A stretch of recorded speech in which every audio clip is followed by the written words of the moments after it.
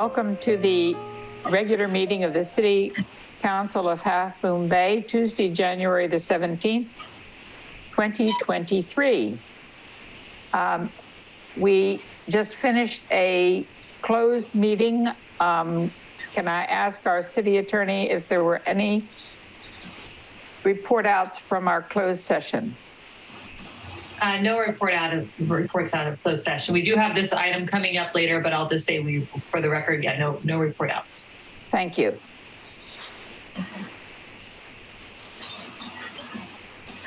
Okay, this meeting will be, may I have a roll call, please?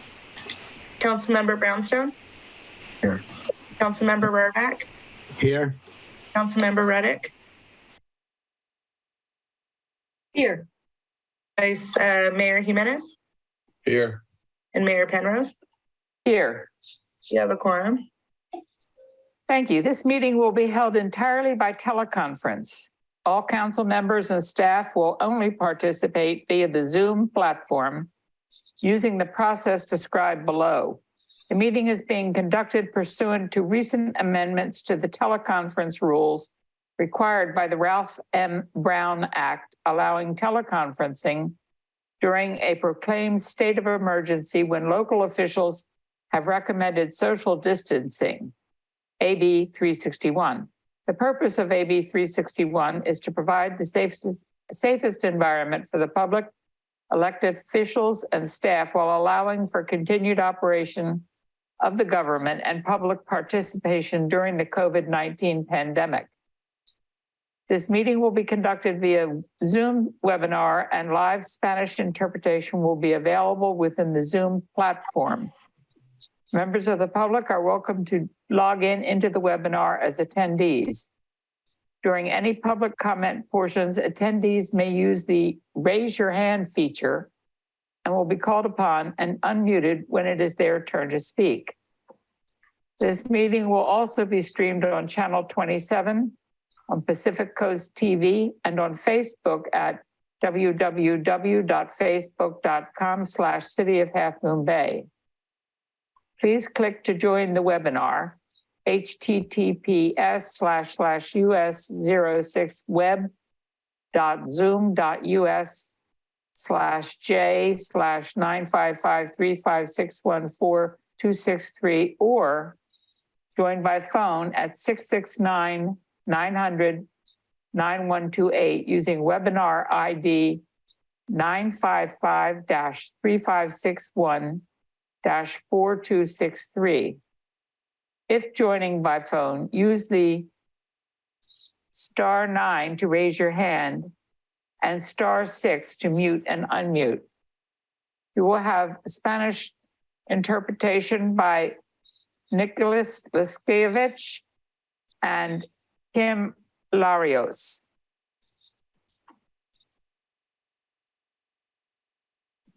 I can do the translation to Spanish.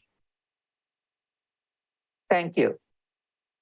Thank you, Madam Mayor. Honorable City Council members, Mr. Chittister, City Manager, and staff, I am glad to present this in Spanish. My name is Nicholas Laskiewicz. I'm a Spanish interpreter. Buenas noches, les hacemos saber que esta reunión se realizará íntegramente por medio de teleconferencia. Todos los miembros del Consejo y del personal participarán por medio de la plataforma Zoom. Esta reunión se realiza conforme a las recientes enmiendas a las reglas de teleconferencia, de acuerdo con la ley de Ralph Brown, que permite la teleconferencia durante un estado proclamado de emergencia, cuando los funcionarios locales han recomendado distancia social, que incluye la ley AB 361, que tiene el propósito de proporcionar un ambiente más seguro para el público, para los funcionarios electos y el personal, al mismo tiempo que permite la operación continua del gobierno y la participación pública durante la pandemia del COVID-19. Esta reunión se llevará a cabo a través de Zoom y la interpretación al español está disponible dentro de la plataforma de Zoom.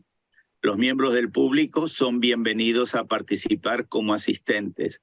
Durante las porciones de los comentarios del público, los asistentes pueden utilizar la función de levantar su mano y serán llamados a activar su micrófono cuando se les dé la oportunidad para hablar. También pueden acceder a la reunión por vía telefónica llamando al número 669-900-9128, usando el número de identificación 955-35614-4263. Si se une por medio del teléfono, use *9 para levantar su mano y *6 para activar o desactivar su micrófono. Para poder acceder al canal de interpretación de audio al español, haga clic en el botón de interpretación que se encuentra en el icono del globo o un mundo en su barra de tareas de su aparato. Aparecerá un menú y entonces podrá seleccionar el idioma español. La reunión será interpretada íntegramente al español. Y para acceder al canal de audio en español, haga clic en el botón de interpretación que se encuentra en el icono del globo o en el mundo en la barra de tareas. Muchas gracias. Thank you, Madam Mayor. We're ready. Thank you, Nicholas. Yes.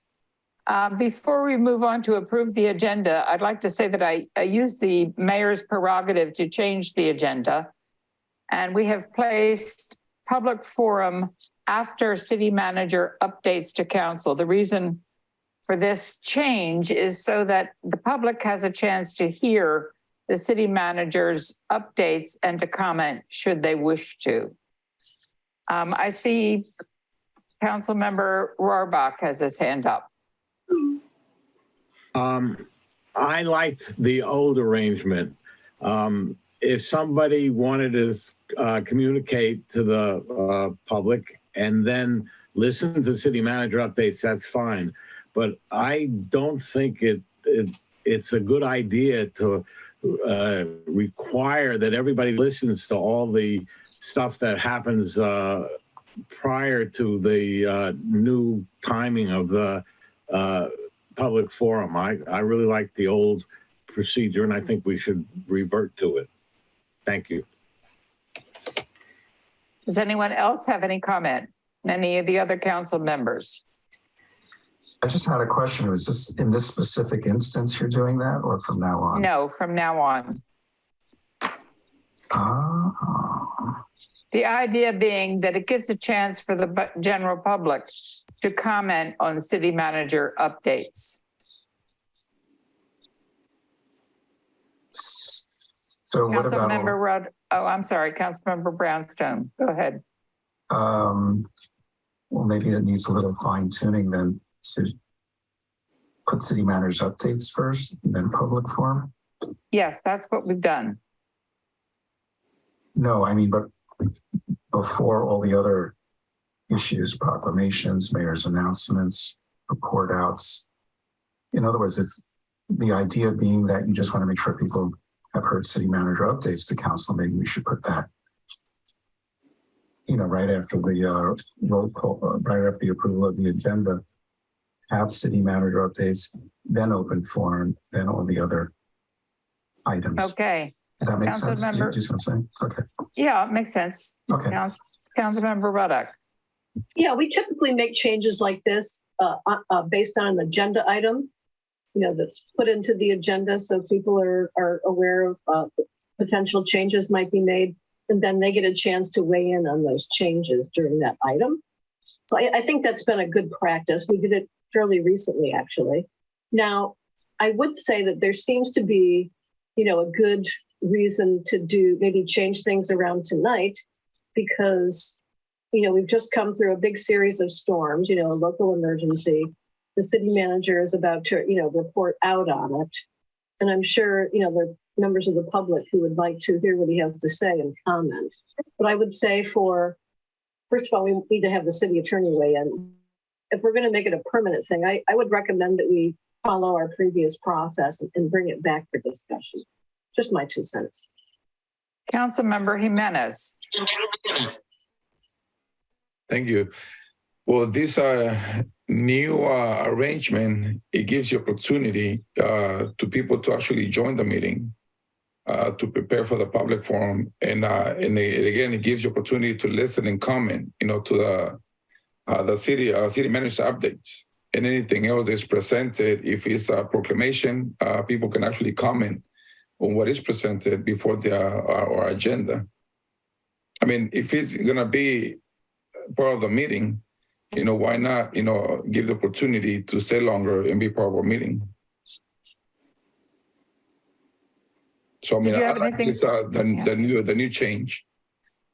I'm the one that proposed this, the change of the public forum after the city manager's updates and proclamations.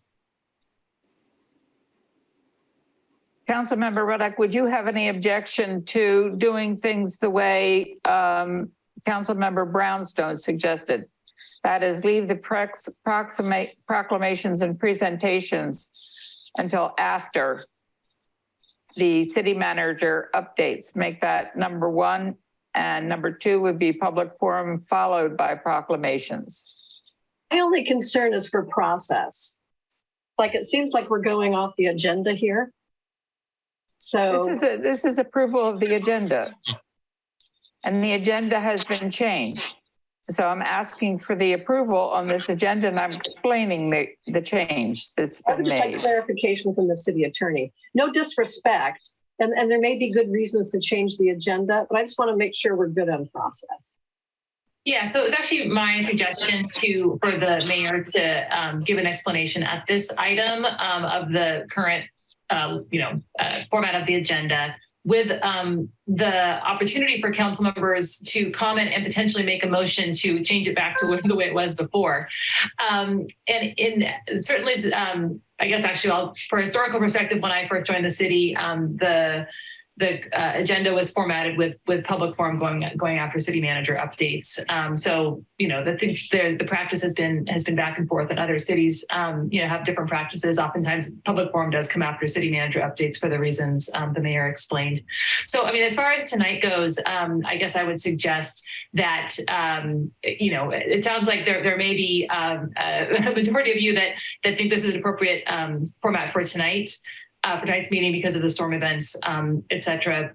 But certainly we could bring, if at the end of the meeting, if depending on how today goes, we could certainly have direct staff to bring back an item for a further discussion of the of the agenda. We could bring that back and just make that at the future items once we get there.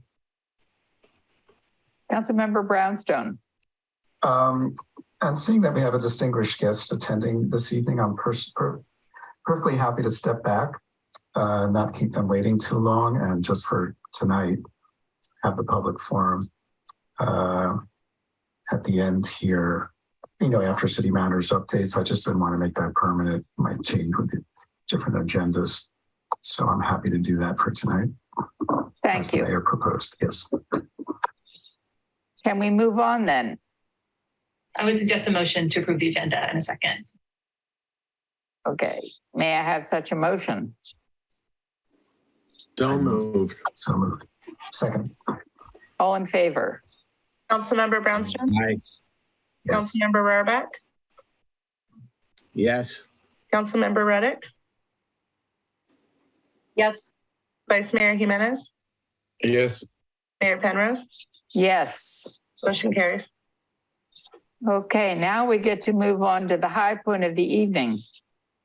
Tonight, I am so pleased to welcome Congresswoman Anna Eshoo. She is our new congressional representative for Half Moon Bay, representing California District 16. We are thrilled you were able to join us tonight, Anna. We'd love to hear. We'd love to hear about your priorities for the upcoming year and give you a chance to introduce yourself to anyone in the community who may not yet know you.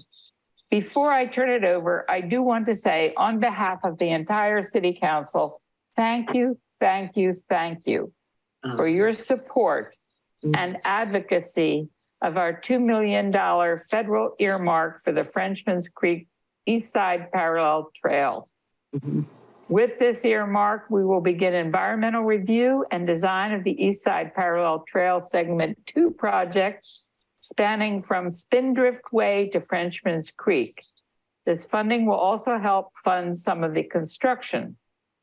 Through this funding and the county and city efforts, the East Side Parallel Trail will soon connect residents from El Granada to Main Street, providing safe transportation for essential workers, students, residents, and visitors along the coast.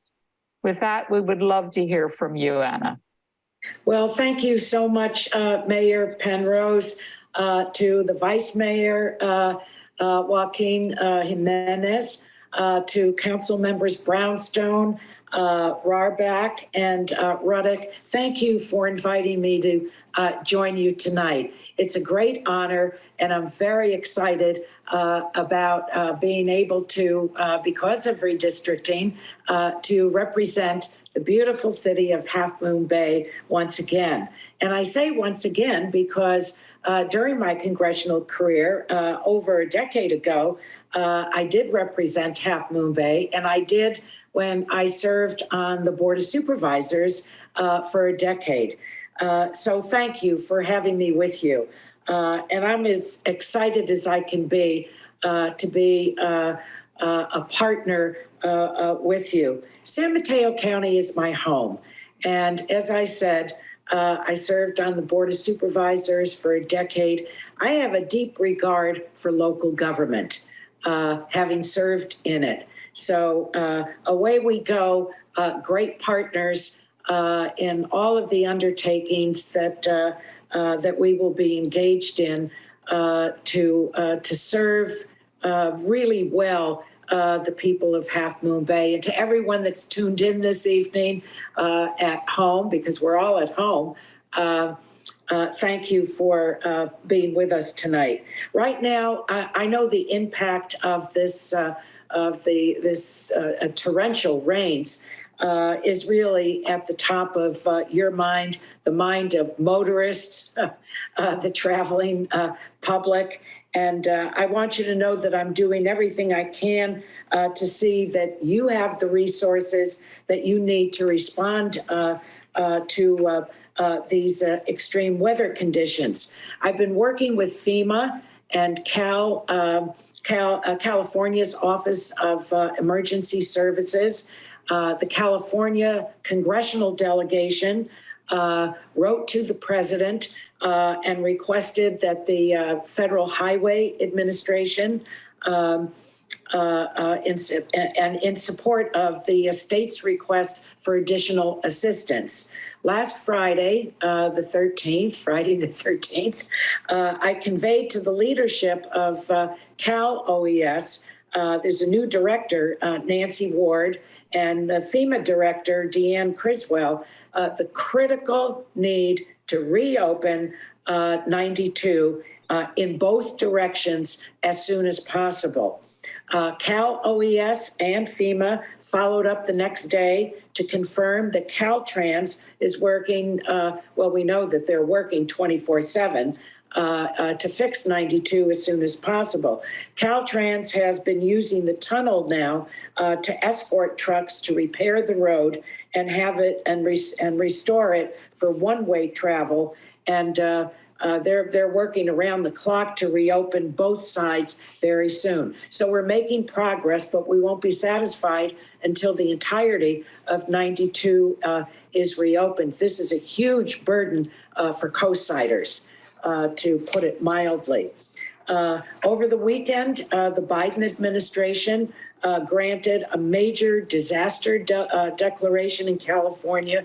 The reason that this is important is because it releases federal funds to help individuals and communities recover from the impacts of the storm.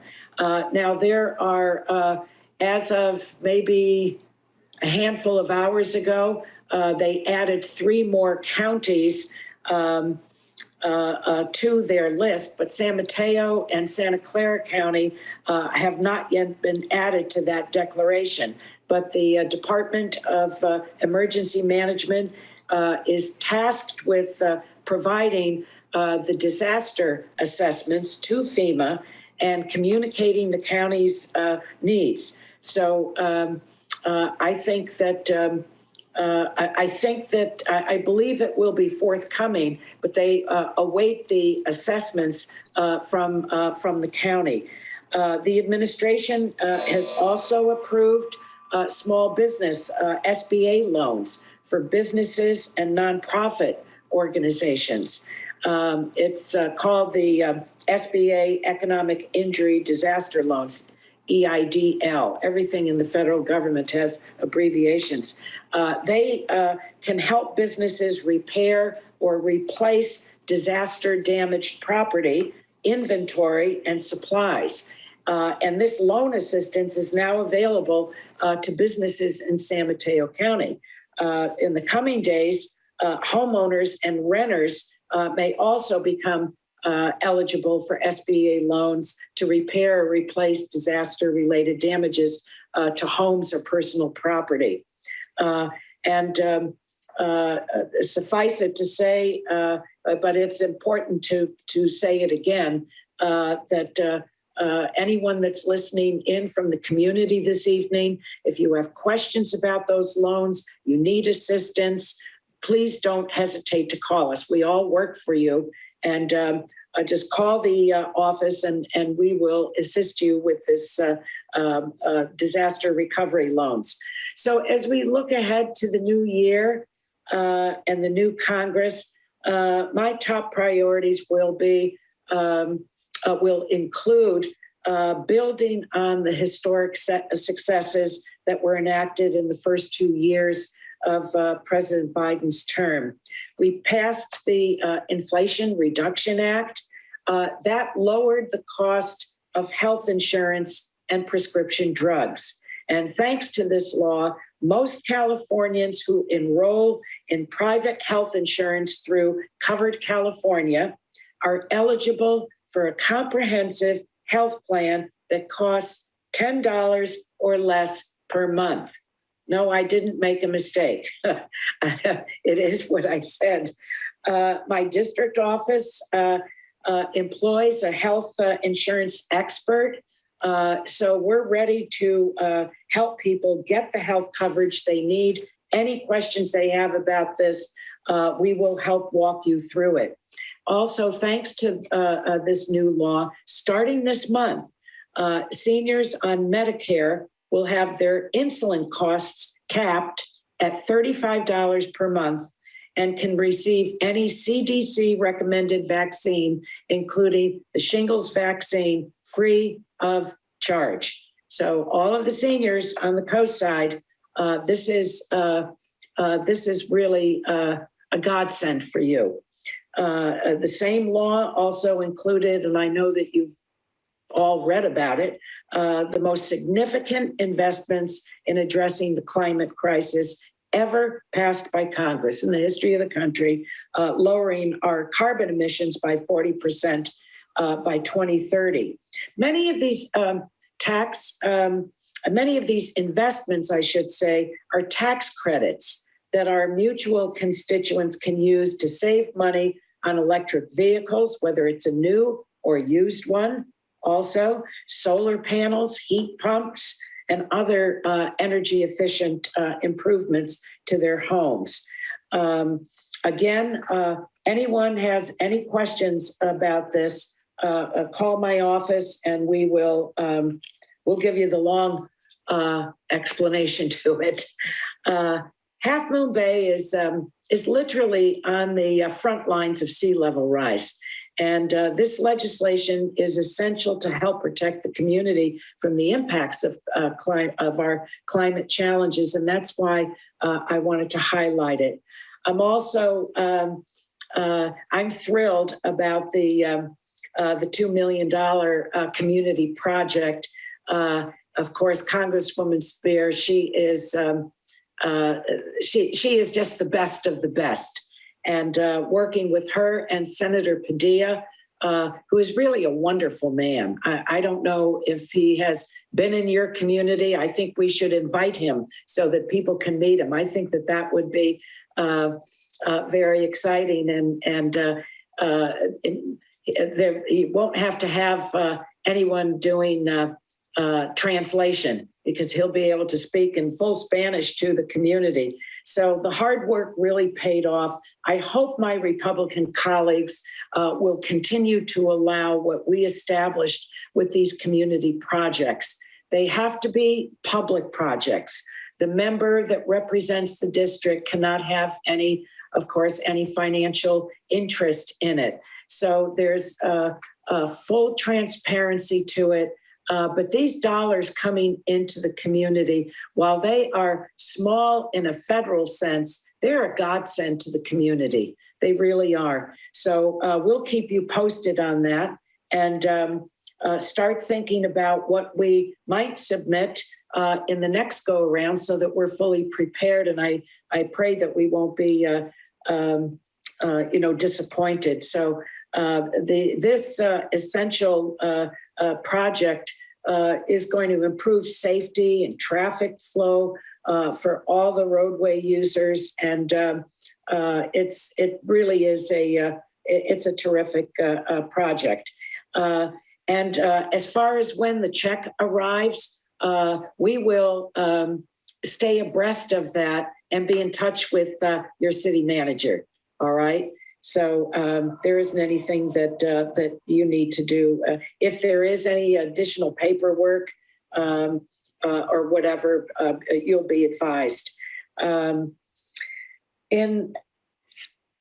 the last Congress, and there's been much reported on this in the news, we passed the single largest infrastructure legislation in the history of our country. The last time there was a major infrastructure bill was, some of us are going to, we're going to remember whose administration it was. It was Eisenhower.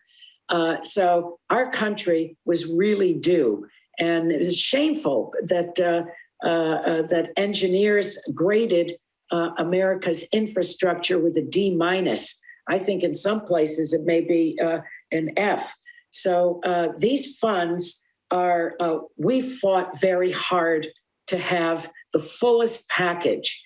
In the Bay Area, there is, the legislation includes $4.5 billion with a B dollars in guaranteed funding to the Bay Area. But there are so many grants. This was a bipartisan law, and it includes $140 billion in grant programs that cities, towns across the country can apply for. And because these grants are going to be awarded over a 5-year period of time, much of this funding is still available. So I think I'm not aware of, but if you already have applications in for any of your infrastructure projects, make sure you let me know, because I will back up your application with a letter of recommendation. And then my staff will stay on it because you deserve your fair share of this funding. And it's for so many cities and towns, they may have a down payment for a project, but they can't get to the full amount. And given all the different types of grants, and your city manager and transportation director will, I'm sure, advise the council, but it's a golden opportunity for Half Moon Bay. So in addition to obviously to transportation and all the infrastructure that goes with it, I think one of the top issues, certainly in cities and towns throughout our congressional district and our region, certainly Half Moon Bay, is housing. And I look forward to really rolling up my sleeves to address that. The needs are great. We're not meeting the needs of people. Affordability is a huge issue in the farm labor community. It's I think you just put a multiplier on it. So that's a top priority, working with you. And in the recent big appropriations is the money bill. It's not the policy. The other committees do policy, and then they do the money to push the policy out the door. That provides a lot of housing assistance. So depending on what a given project may be, I think that we will have an opportunity to secure federal funds. Now, I'm talking about the new majority in the House is already threatening to make cuts. I don't know where the specificity is right now, but I think that protecting these really important investments, that really the words in these laws, I often say to people, the words walk into people's lives and make a difference for them. That's why you and myself, why we're doing the work that we're doing.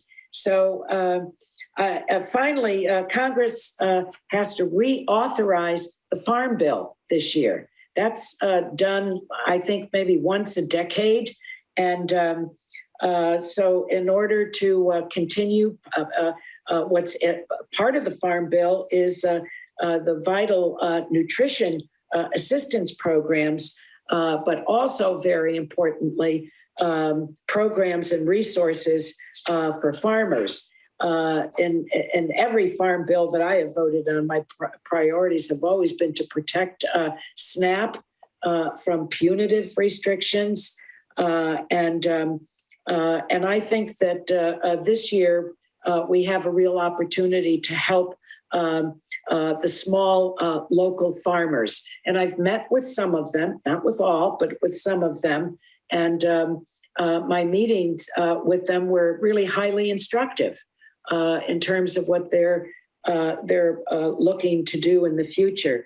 And I think that there's something really exciting going on the coast side with the small farmers.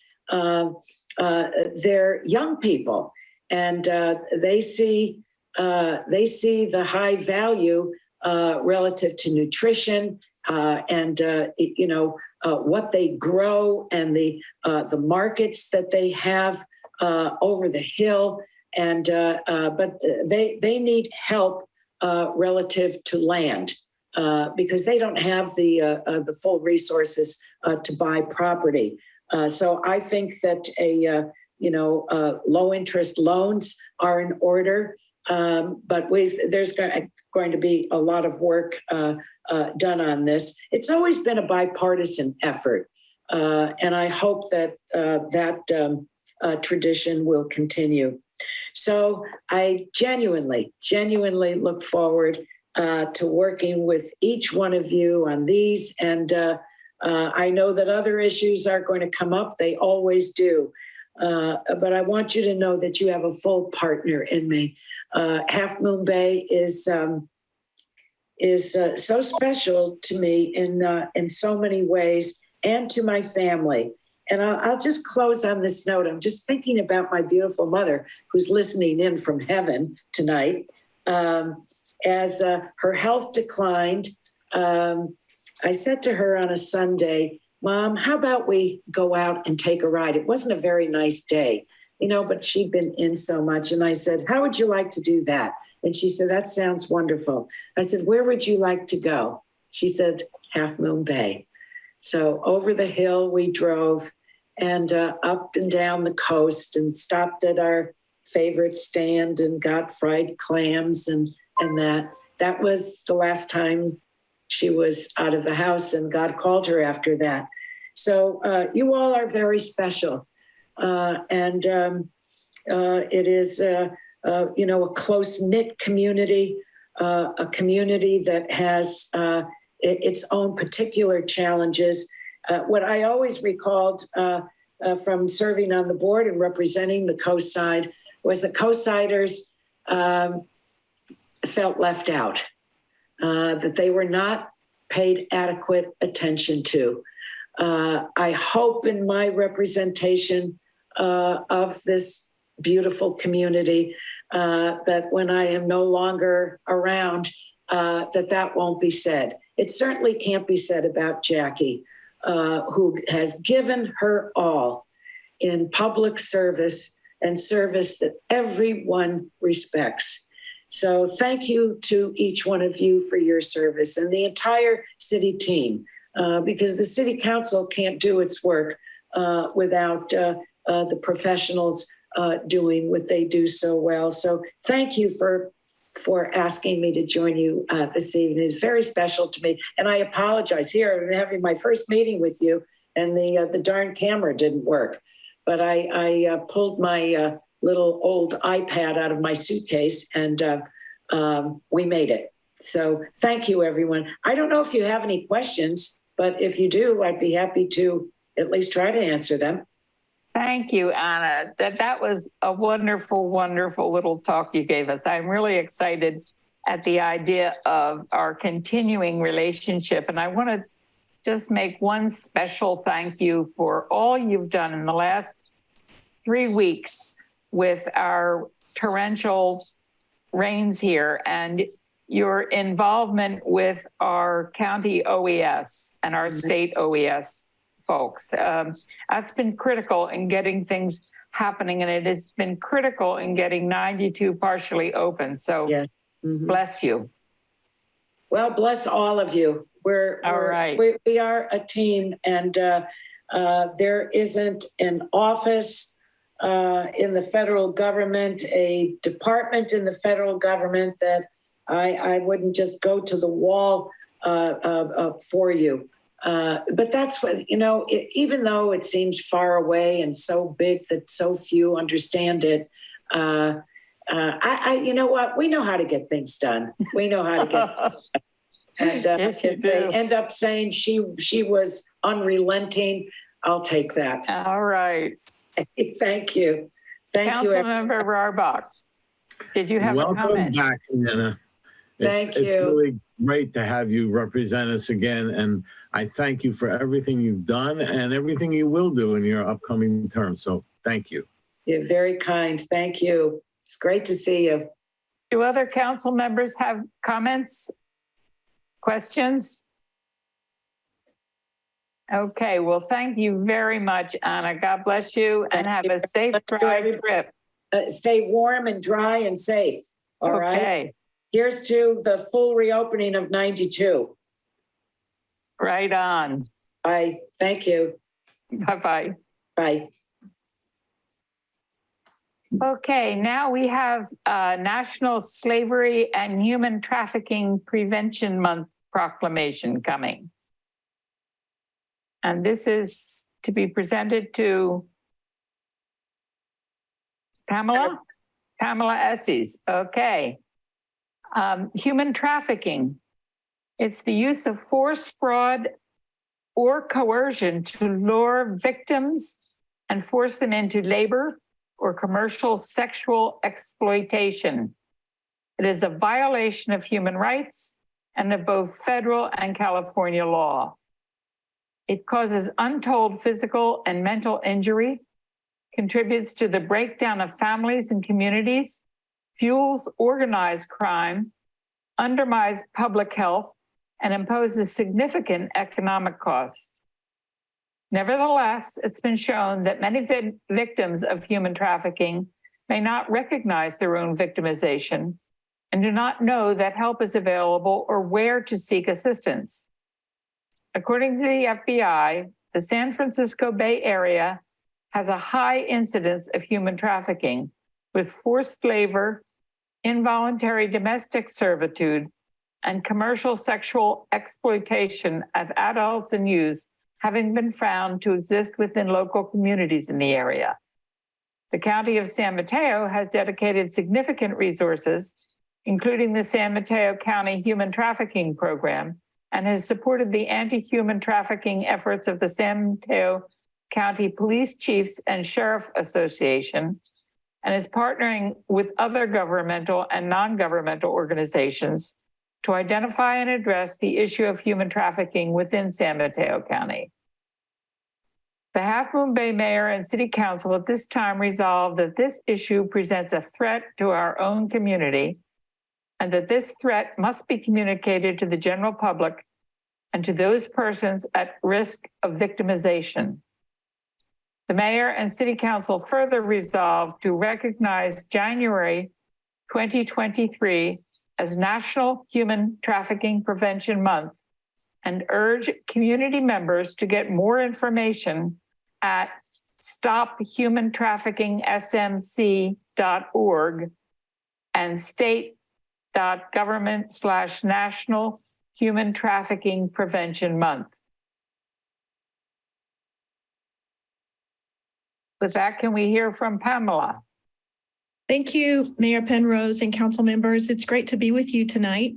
I'm Pamela Estes. I'm the Human Trafficking Program Coordinator for San Mateo County. And I appreciate you taking the time to make this resolution tonight and proclaiming January as National Human Trafficking Awareness and Prevention Month. As the mayor mentioned, human trafficking is a crime, and it's very hidden crime, difficult for people to identify and also for victims to identify themselves. Many of them don't realize that what's happening to them is a crime and also live in fear of reaching out for help.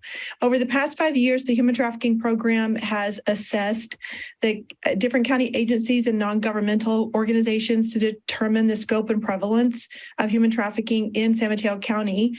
And the last data that we have shows that in a year period, there are about 280 to 300 people in the county that have some nexus with San Mateo County who've been victims of either labor or sex trafficking. So that's quite a large number.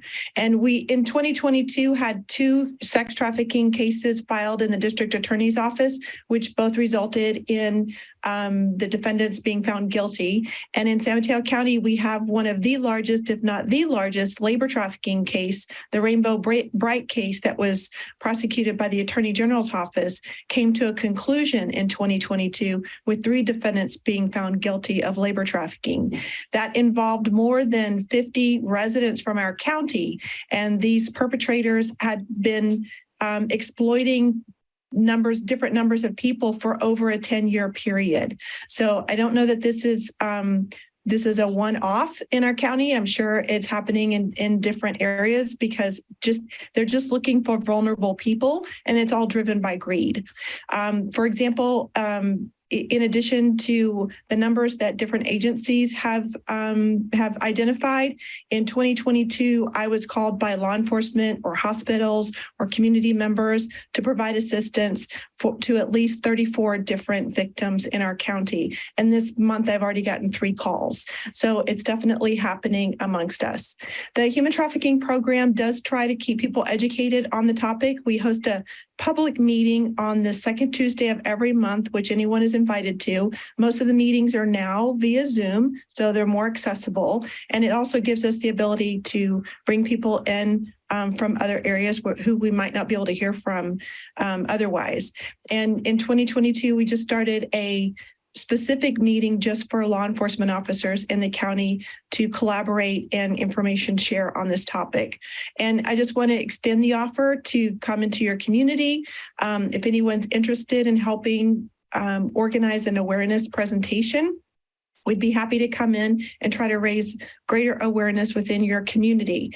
It's really important that we get trained eyes and ears on this issue. As I mentioned earlier, a lot of times victims don't identify their situation on their own, and others are too scared to ask for help.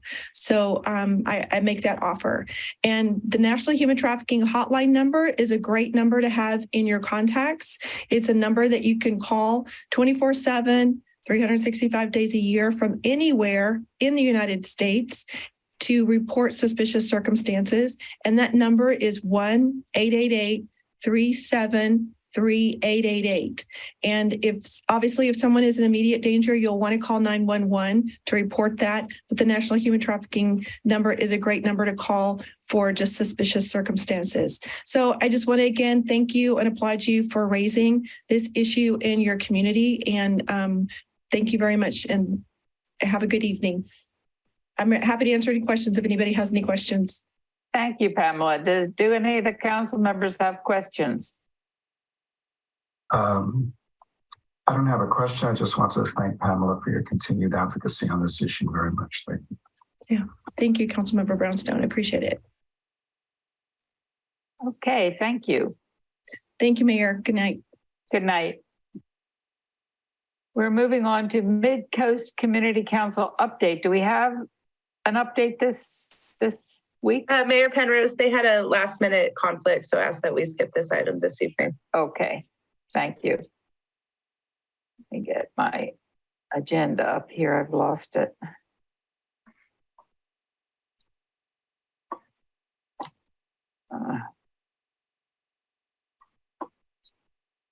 Mayor's announcements would be next. I know, I'm missing,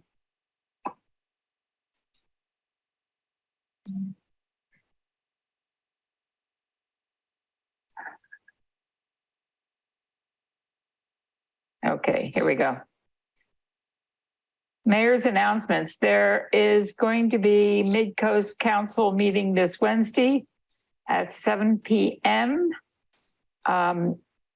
Currently, Ken Paul Retrospective is at the Coastal Arts Gallery. A lot of us knew Ken's art. He's the fellow that did the wonderful wood sculptures near Tom and Pete's Produce.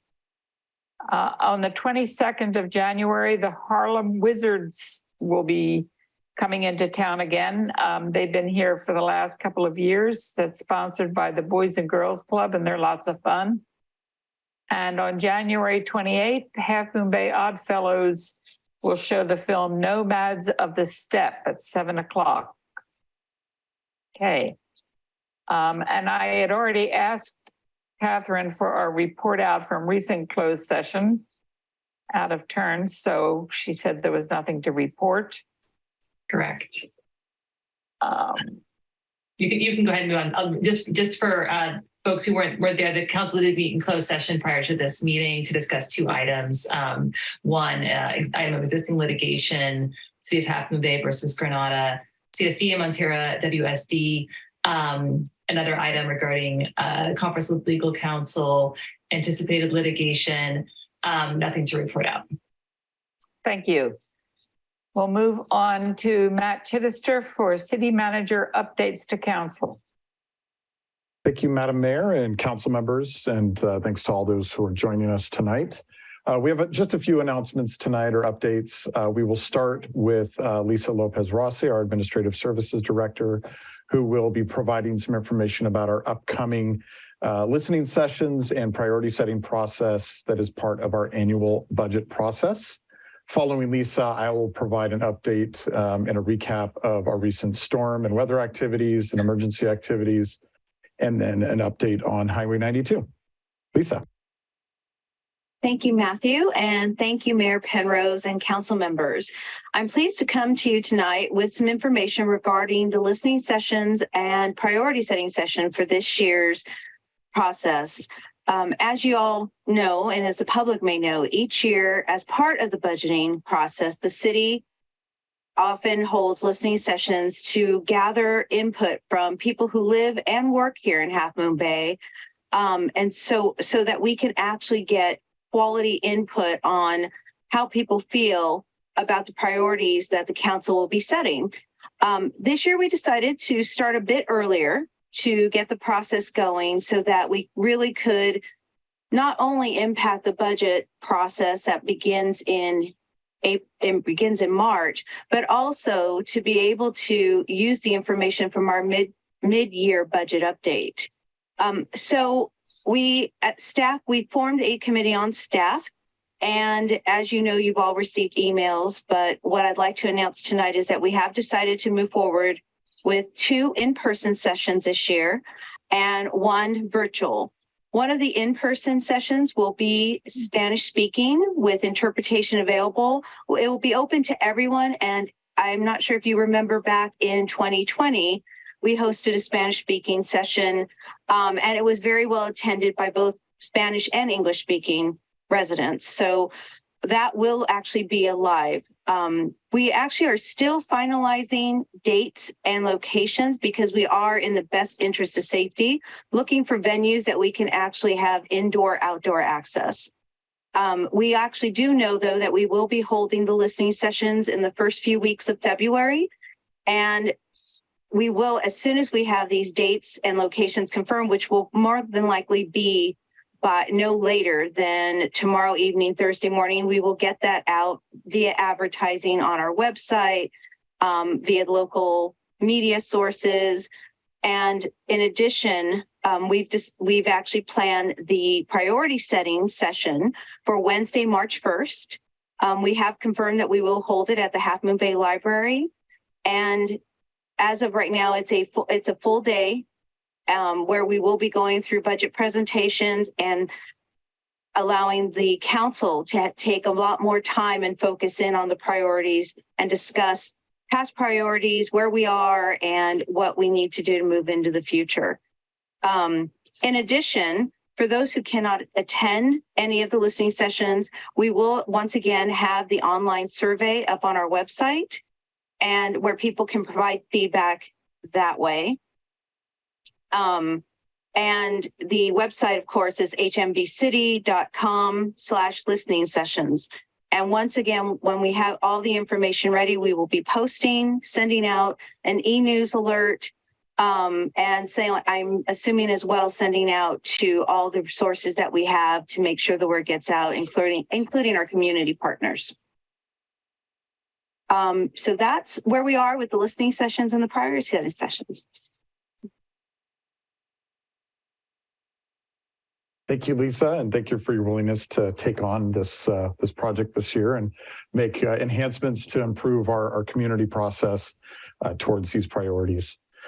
Tonight, I recognize we're already an hour into the meeting and very early in the agenda, so I'll be thoughtful of time as I report out on the city's activities throughout the most recent winter storms and emergencies that we've dealt with.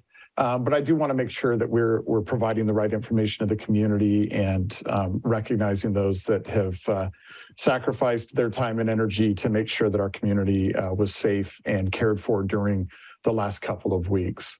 So as the community knows, and as many of you know, throughout December, we actually had more rain than we have in a long time. There was consistent rain throughout the winter and into the holidays. And during the holidays, the rain seemed to intensify.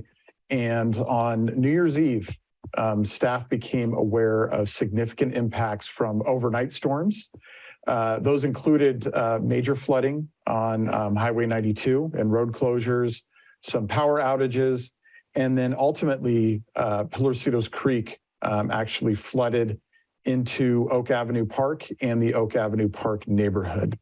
Eventually, it crossed the street and into several homes, damaging property, personal items, and vehicles. There were no injuries that we're aware of, but we know that floods are a great tragedy to those that are impacted.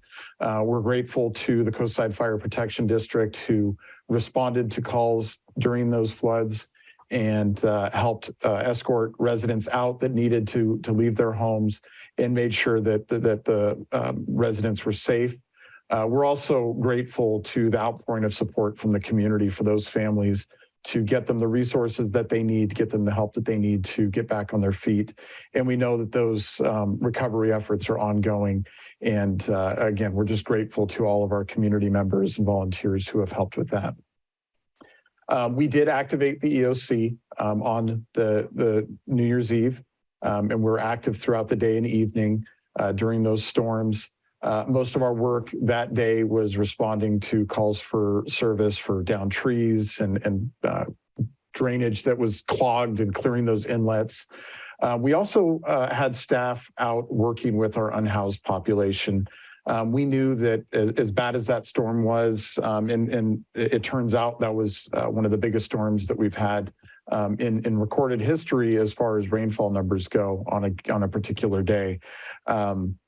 We knew that there were a lot more bad storms coming and that our unhoused residents, especially those along the creek, were in danger. those rising floodwaters and putting them in a precarious situation. And so we're grateful for staff who were out working with Life Moves and Abundant Grace and others in the community to contact those individuals, and for the county for providing shelter for them over the last several weeks in a hotel. And thankful to those residents for their willingness to get out of a bad situation and get to safety. After that event, the weekend was filled with a lot of cleanup and preparations for upcoming storms. And our public works crews especially were very busy, really beginning on New Year's Eve and continuing through last week on 24/7 responses to take care of the community. They made sure that we had sandbag supplies available to the community, that we were taking sandbags that we were able to obtain from the county and protecting our neighborhoods and our infrastructure, cleaning inlets and preparing ditches, all the things that you would expect from a public works crew to do to ensure that as many of these impacts could be avoided to our neighbors, and especially those in Oak Avenue Park. We did not want to see a repeat of the tragic events of New Year's Eve, both during these storms or ever again for that matter. There was also a lot of work done over those days with the SFPUC. As many people know, we are the coast side receives some of its water from the San Francisco Public Utilities Commission. And there is a lake up in the hills above the coast side called Pilarcitos Lake. And it's actually the original water source for the peninsula. And that lake then feeds into Pilarcitos Creek. And we got word that the lake was reaching a level where it might crest. And the PUC needed to actually do some controlled releases of the water following in between the storms to try to prevent the lake from filling completely. Because once a reservoir like that is full, any rainwater that comes after that is just going to work its way through the watershed and ultimately into the creek and increase those creek flows. So in a really coordinated effort with our sewer authority, with the SFPUC and city staff, decisions were made about the timing and the level of those releases. We're really grateful to the PUC. I know that there was a lot of confusion in the community about how that process happened and the kind of communications that happened.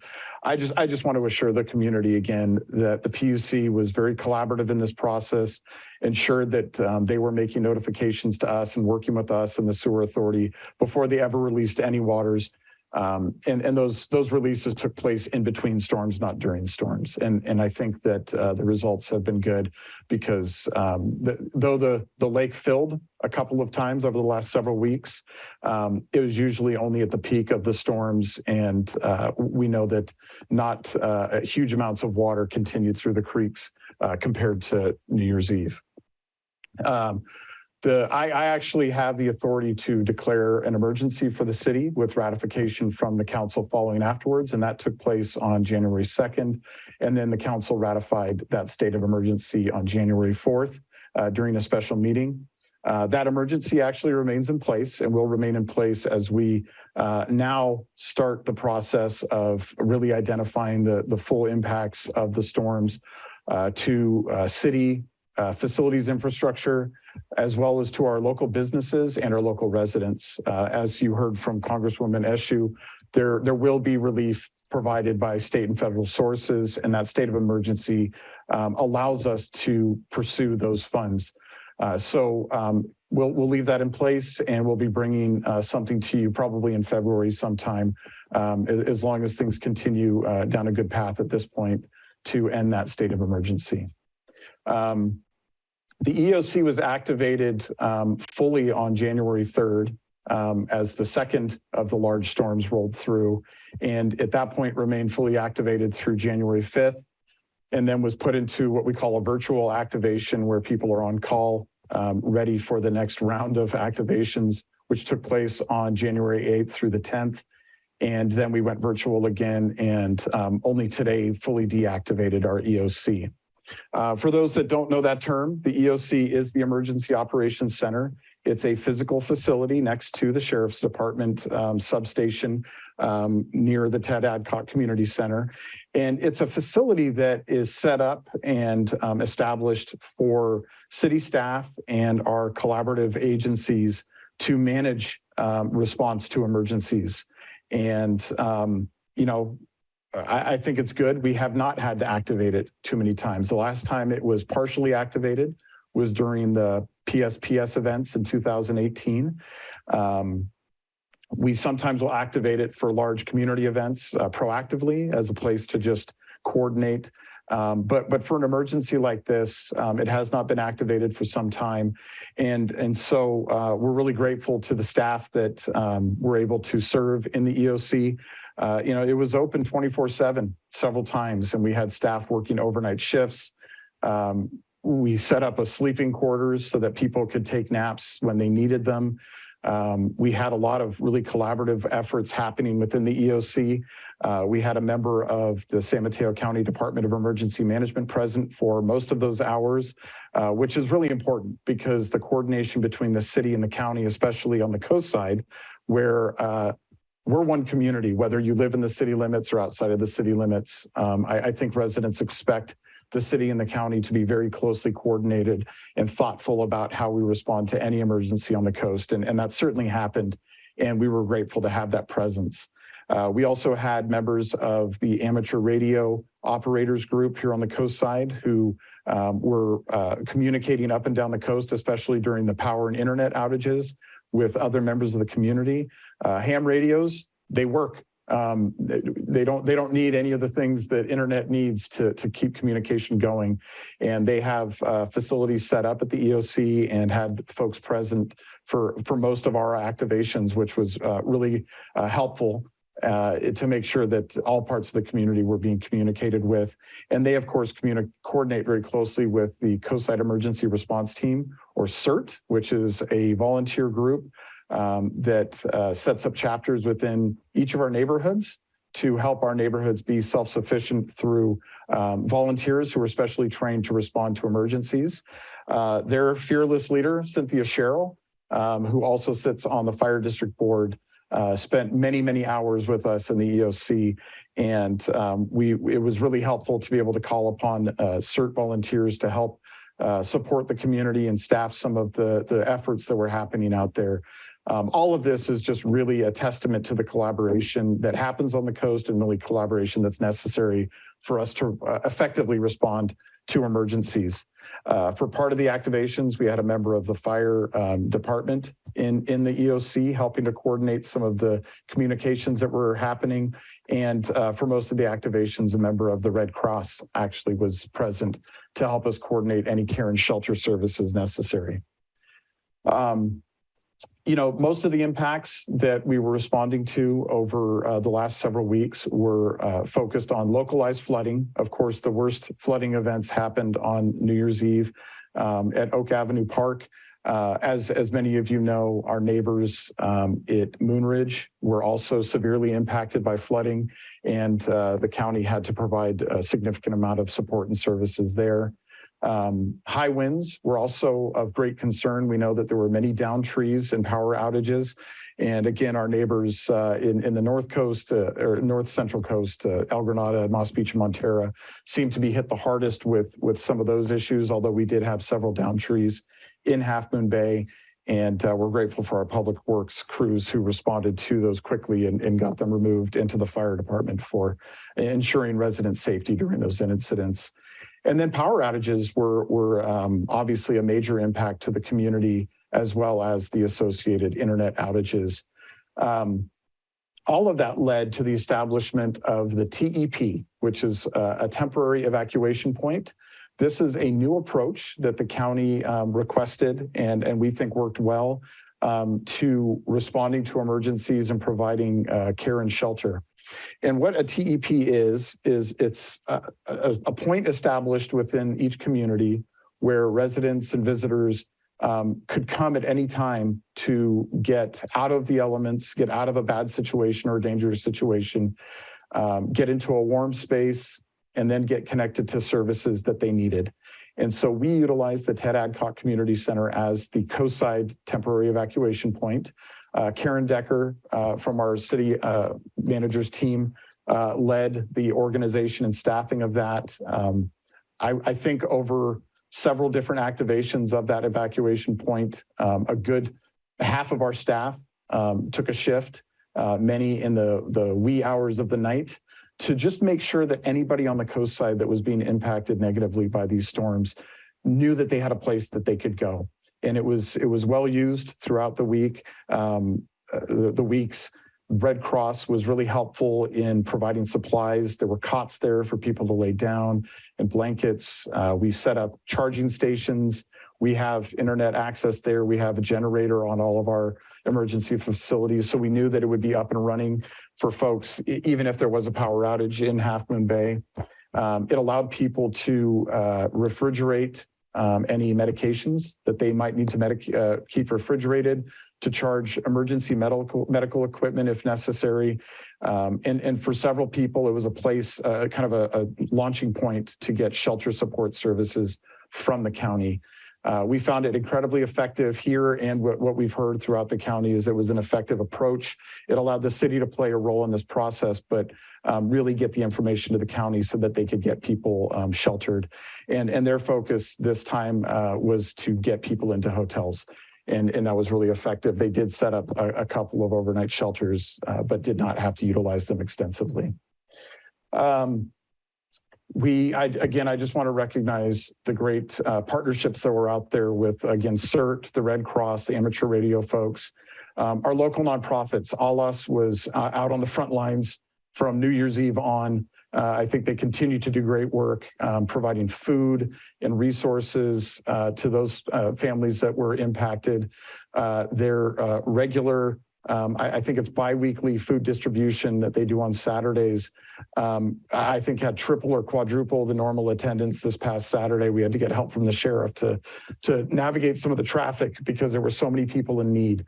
And we're just grateful for groups like All Us, Coastside Hope, and Abundant Grace, who just step up in times of need and bring important services to the community and fill a really, really important need. And again, that's what makes this community so special is we nobody has to be asked. They see a need and they step up and they fill it. At this point, our focus on the storms right now is just looking at recovery. Our staff, now that we've got a couple of good weeks of good weather ahead of us, our staff are looking at all the impacts from the storms to city facilities and infrastructure, making sure that we shore those things up and repair them as best we can. We're also just identifying where there's damage that's going to need extensive repairs and the costs associated with that. We're coordinating with the Chamber and the Downtown Association to understand the impacts that our businesses experienced and costs they've incurred because of the storms, and then working with our local nonprofits to identify the impacts on private individuals. As you heard again from the Congresswoman, there will be funding available. We've already started submitting paperwork related to that, and we'll continue to work through that process to ensure that whatever resources and support from the state and federal governments become available can make it to those that need the help and need the support based on impacts from the storm. The other thing I just want to share really quickly is although the rains have kind of subsided here for the time being, we've already received notification that we have king tides coming again this weekend, which certainly impacted us during those storms. So please, even though the weather looks like it's going to be beautiful and people are just aching to get outside, please be careful at the beaches. We still have a lot of our infrastructure closed, as will the state and the county.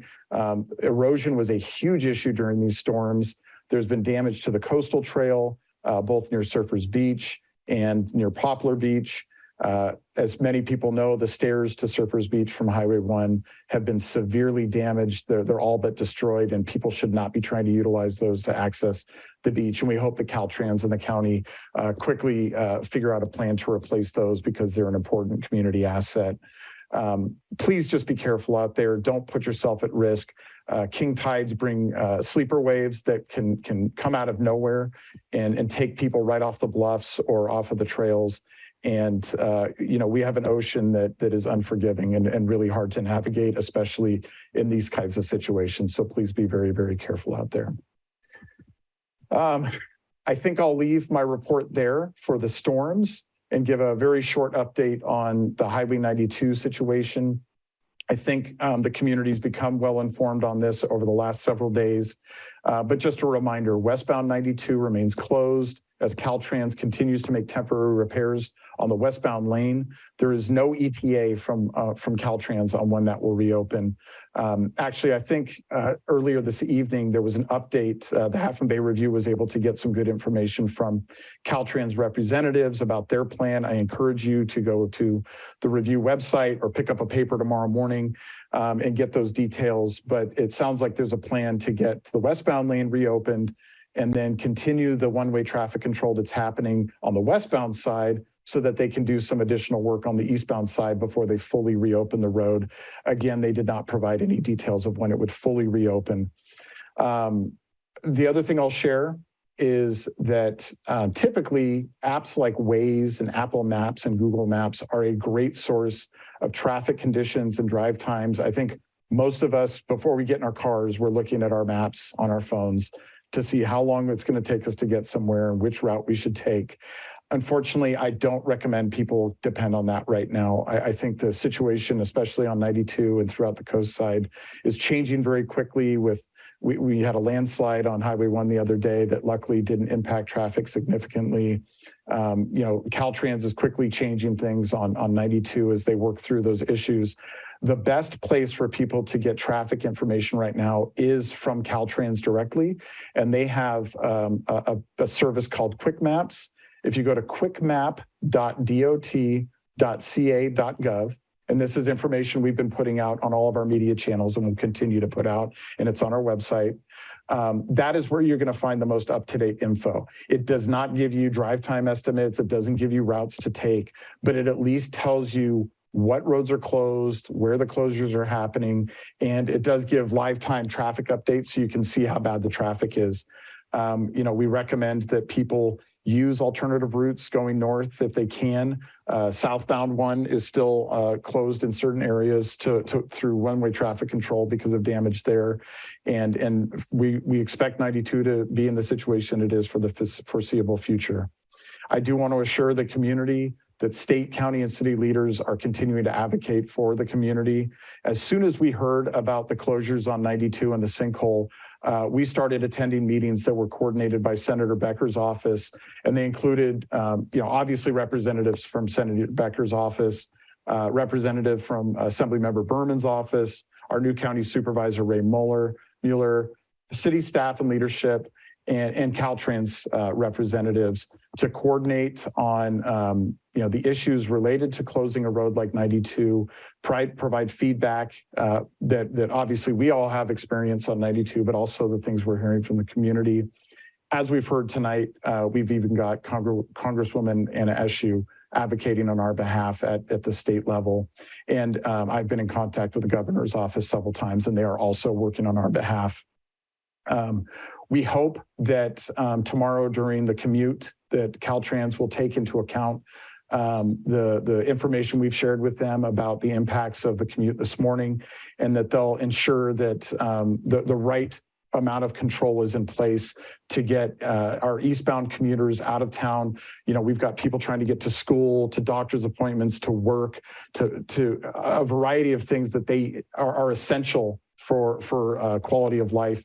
And 2 hours to get over the hill is just not going to work. We also have teachers and other workers coming inbound. And so it is important that people are able to come westbound as well.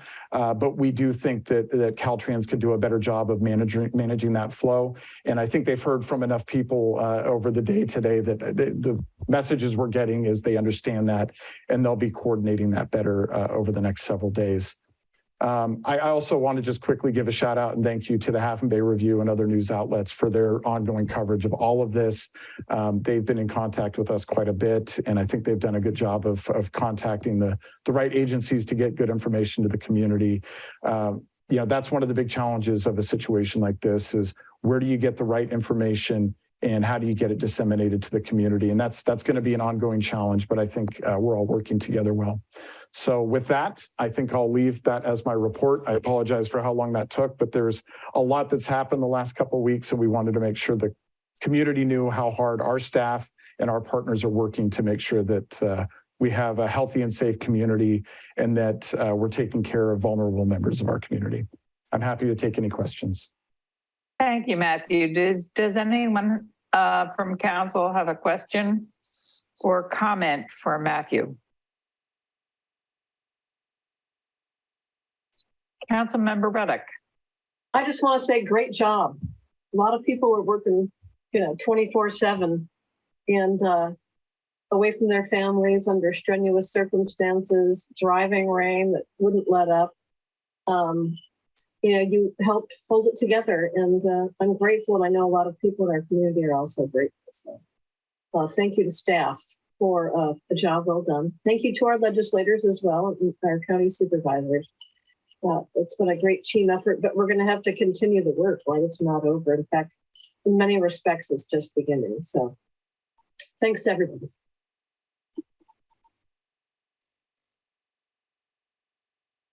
Okay, thank you, Matthew. That was a great report, and I also just want to echo what Councilmember Ruddock has said. Our Public Works Department has been hard at it. They are unrelenting in their willingness to work hard and do what it takes to keep us flowing. And the rest of the staff has been amazing. So bless you all. And with that, we will move on to public forum. Yes, thank you, Mayor. We do have a couple of hands so far. Our first speaker is Lisa Hansen. Hi, thank you, Mayor Penrose and Council. My name is Lisa Hansen. I'm on the board of Half Moon Bay Shakespeare. We're first of all just want to say that we're very grateful to your support over the years. In fact, since 2012, and for your support of our using Carter Park starting in 2013. We are planning to try to do a show in 2023, and we are currently a little blind to what's going on at Carter Park, and we're hoping to get an update on current scheduling, on any pending delays. All things considered, if you don't have that to hand right now, is it something we can add to the agenda and address later?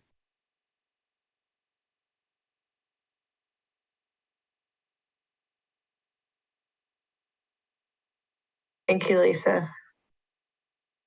If anyone has questions about affordable housing, there will be an item on the agenda later on.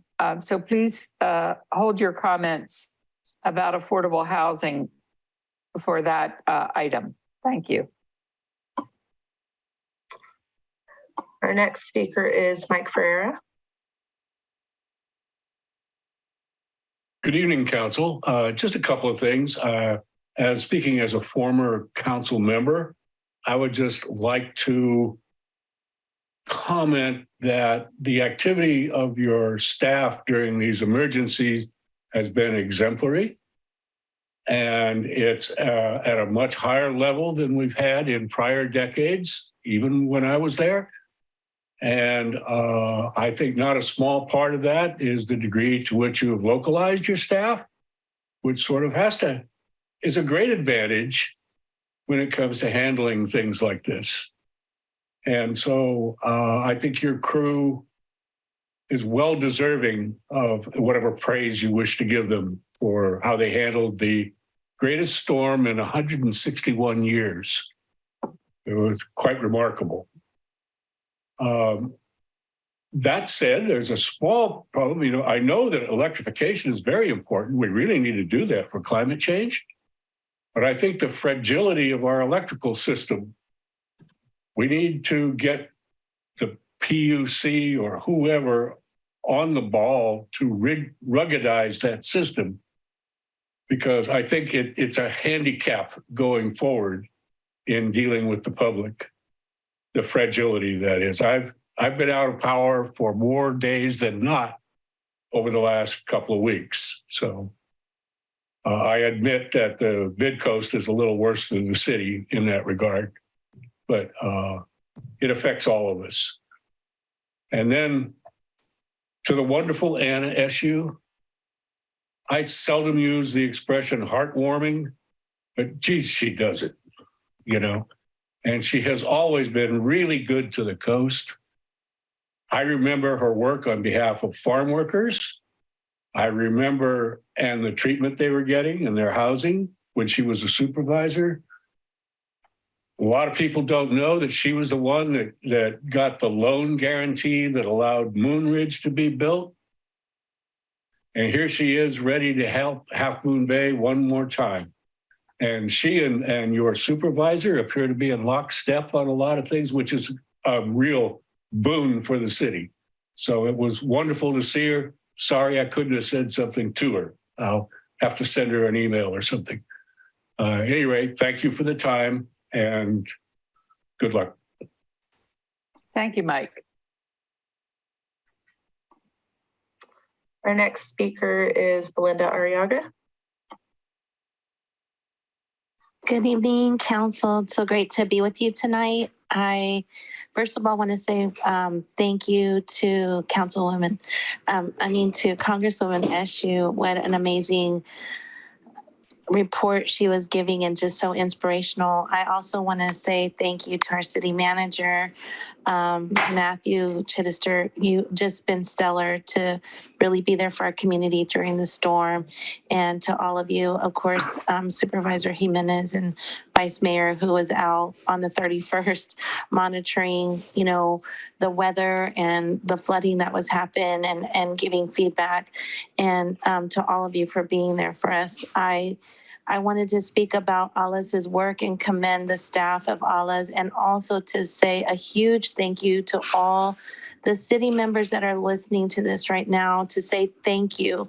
You poured out your heart, so many different people from all over the coast and even into San Jose, Santa Clara, that came to give resources to be able to get emergency services out. We started hearing from our community, especially in Moonridge and those in Oak Street. They were needing everything from flashlights to blankets to food to clothing.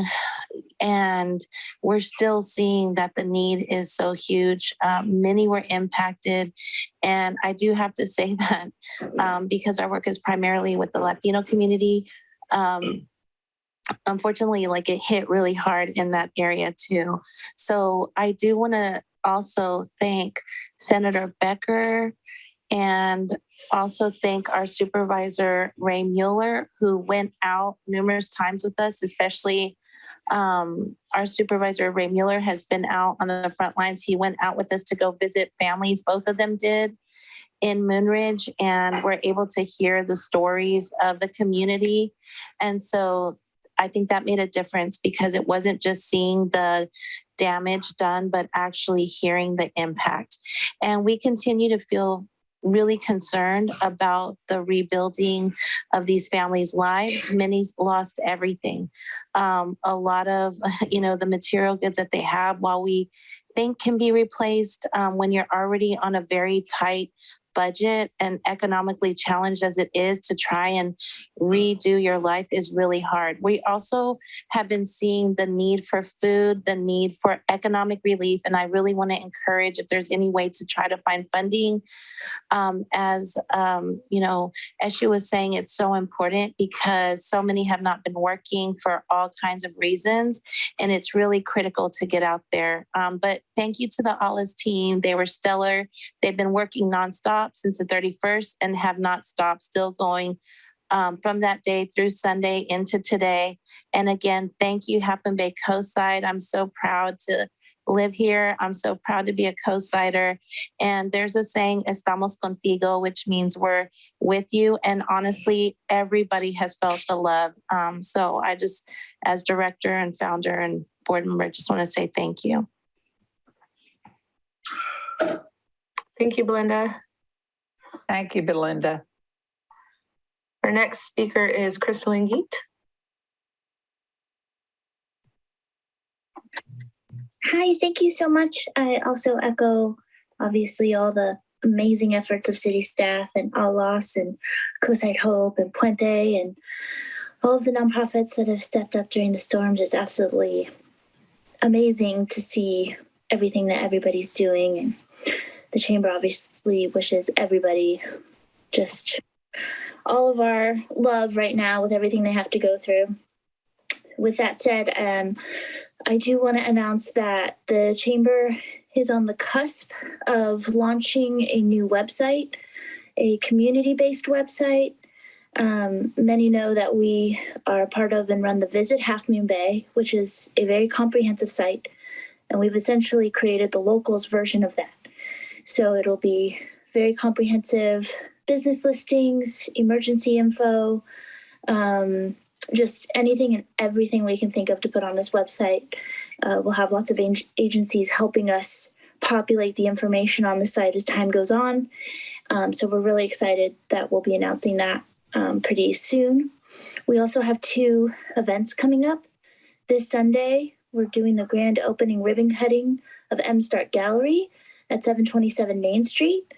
She's been in the community for 2 years, making this dream come true, which required a remodel of a downtown business. So we're really excited. It's really nice to have another arts and culture business come to town. So please join us Sunday at 1:00. And then next Wednesday, we're having the State of the Coastside at Mezzaluna Restaurant. To register for that event, just visit our website, coastsidechamber.com. There's going to be bits and bites, and we're going to have presentations from Senator Becker's office. MCC will be there. The harbor will be there. And we're hoping that the city can join us and that hopefully PMAC can join us as well. So we're still working on finalizing the speakers, but the State of the Coastside will be on Wednesday, the 25th at 12 noon at Mezzaluna.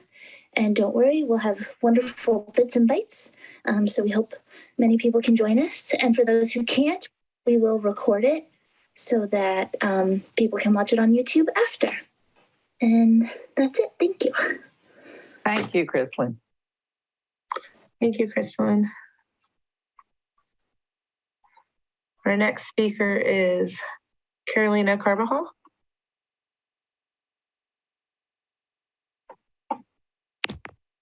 Hola.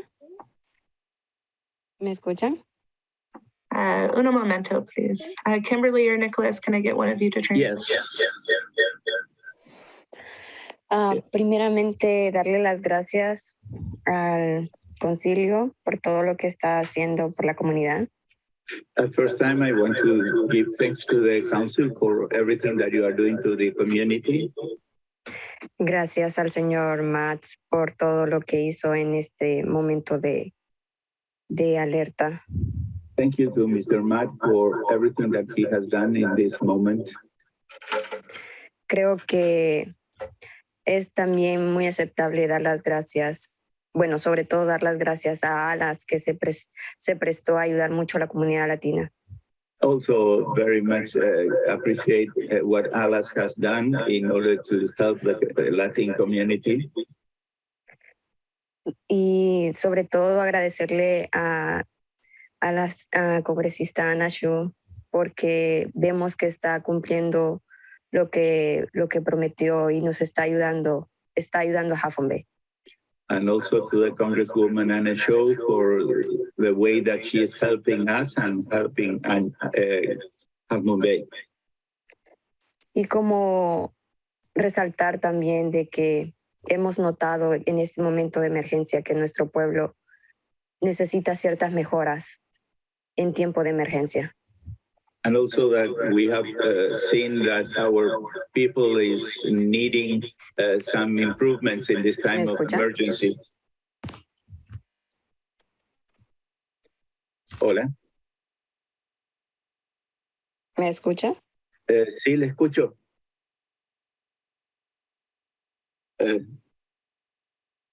Can you hear me? Carolina? Can you hear me? ¿Me escucha, señora?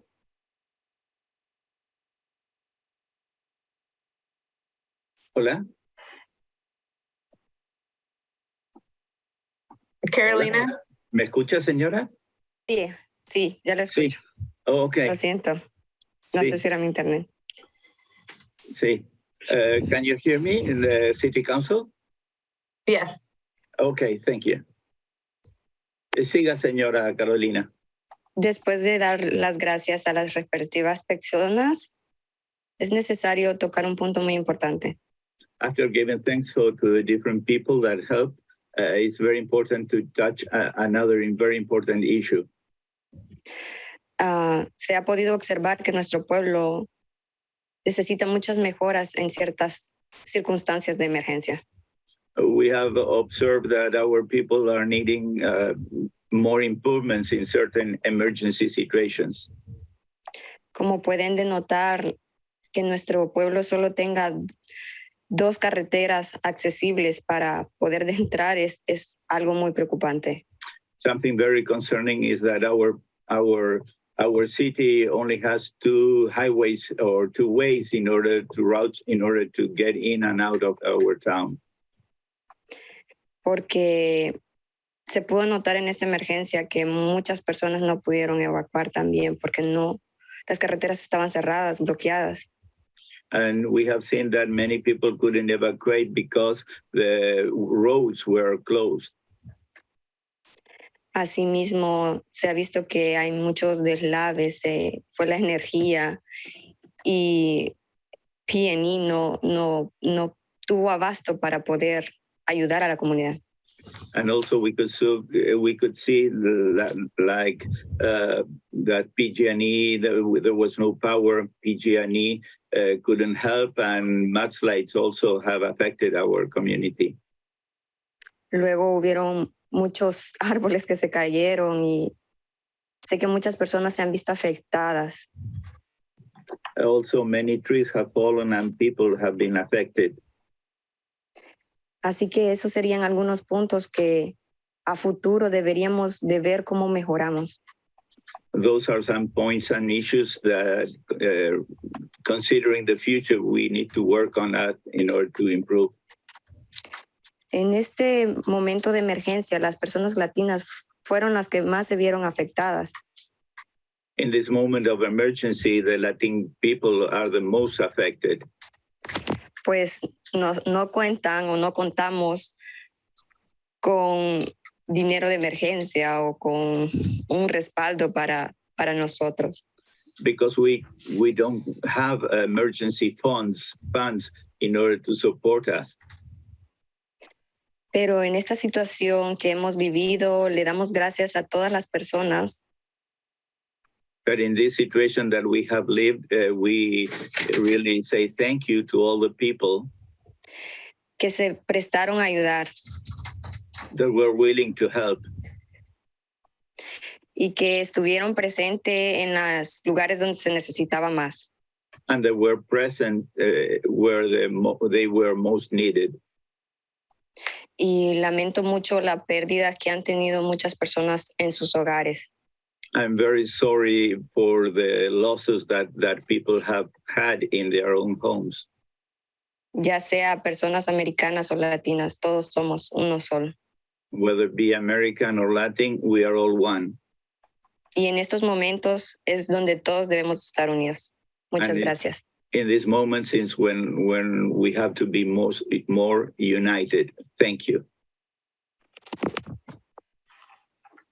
Thank you, Carolina. Next speaker is Rocio Garcia.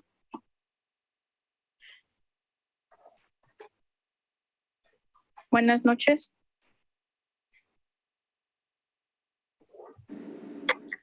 Good night. Hello. Good evening. Quiero dar las gracias a todas las personas que nos ayudaron en estos momentos de estas lluvias tan fuertes que se dieron aquí en la costa.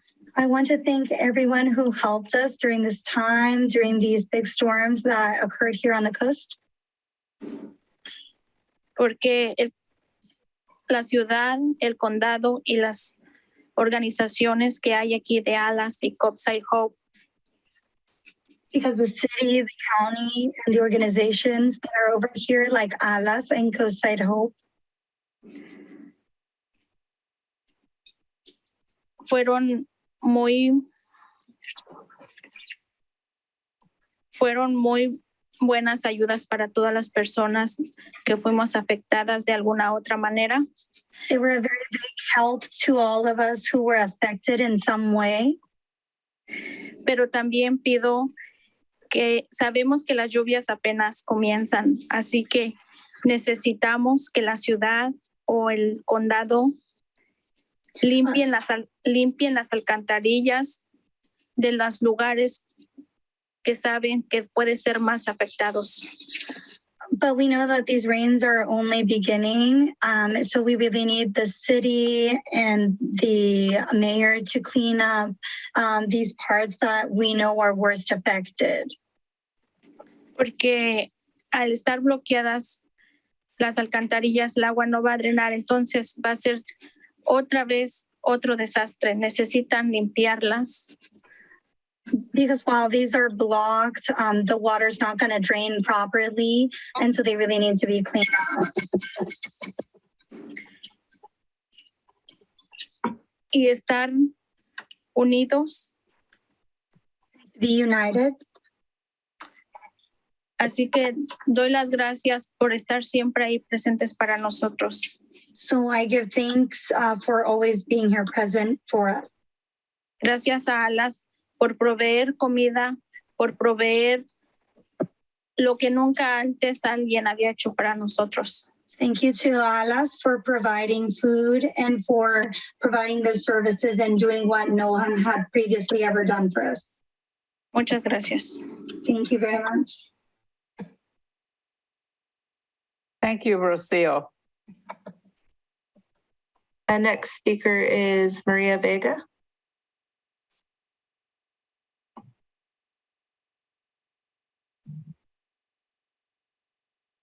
Hola, buenas noches a todos. Hello, good night, everyone. Antes que todo, quiero agradecer. Before anything, I just want to thank a todos los que están de alguna manera ayudando a todas las personas afectadas. Everyone who is in some way helping the affected people. Creo que están haciendo un buen trabajo, aunque falta mucho todavía por hacer. I think they're doing a great job, even though there's still a lot left to do. Esperamos que estas lluvias ya no sigan causando tanto desastre. We hope that these rains won't continue to cause so much damage. Porque realmente se ha vuelto a ver que las familias más afectadas han sido las hispanas. Because truly we've seen that the most affected people are the Hispanic families. Ya que somos los que hemos perdido trabajo, algunos hogares y muchas cosas más. Since we've lost our jobs, our homes, and many more things. Pero pues quiero agradecer nuevamente que están colaborando tantas asociaciones para ayudar a todas las personas afectadas. But I want to give thanks again that there are so many organizations that are here to help all these affected people. Y esperamos que se pueda hacer algo mejor para que no podamos pasar esta situación. And we hope that there will be improvements so that we won't have to pass through a similar situation again. Gracias nuevamente a todos. And thank you again to everyone. Thank you, Maria.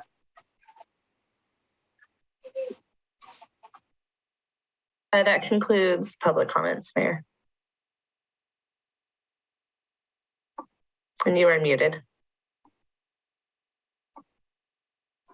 We will move on to the consent calendar. Does any council member wish to pull any item from the consent calendar?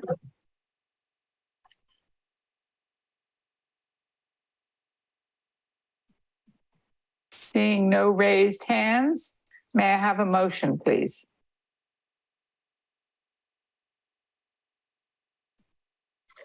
Mayor Penrose, if you like, I can read the items and the council member can make a motion from there. So the motion would be to approve the consent calendar consisting of waive reading of resolutions and ordinances, approval of minutes, warrants for the month of December 2022, re-ratification of resolution to continue holding public meetings remotely, state and federal advocacy services agreement with Townsend Public Affairs, the mayor's list of city council representatives and designated assignments for 2023, and the stormwater and national pollutant discharge elimination system and annual reporting services for 2023 professional agreement. So moved. Is there a second? Second. You have a roll call, please. Councilmember Brownstone? Yes. Councilmember Rohrbach? Yes. Councilmember Reddick? Yes. Vice Mayor Jimenez? Yes. And Mayor Penrose? Yes. Motion carries. Okay, we move on to ordinances and public hearings. I don't believe there are any tonight. Is that correct? There are none. Okay, then we'll move to resolutions and staff reports. The first being informational updates on affordable housing development projects.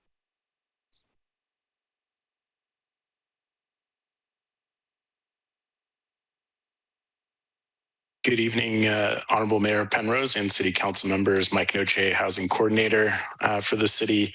I'm going to share my screen.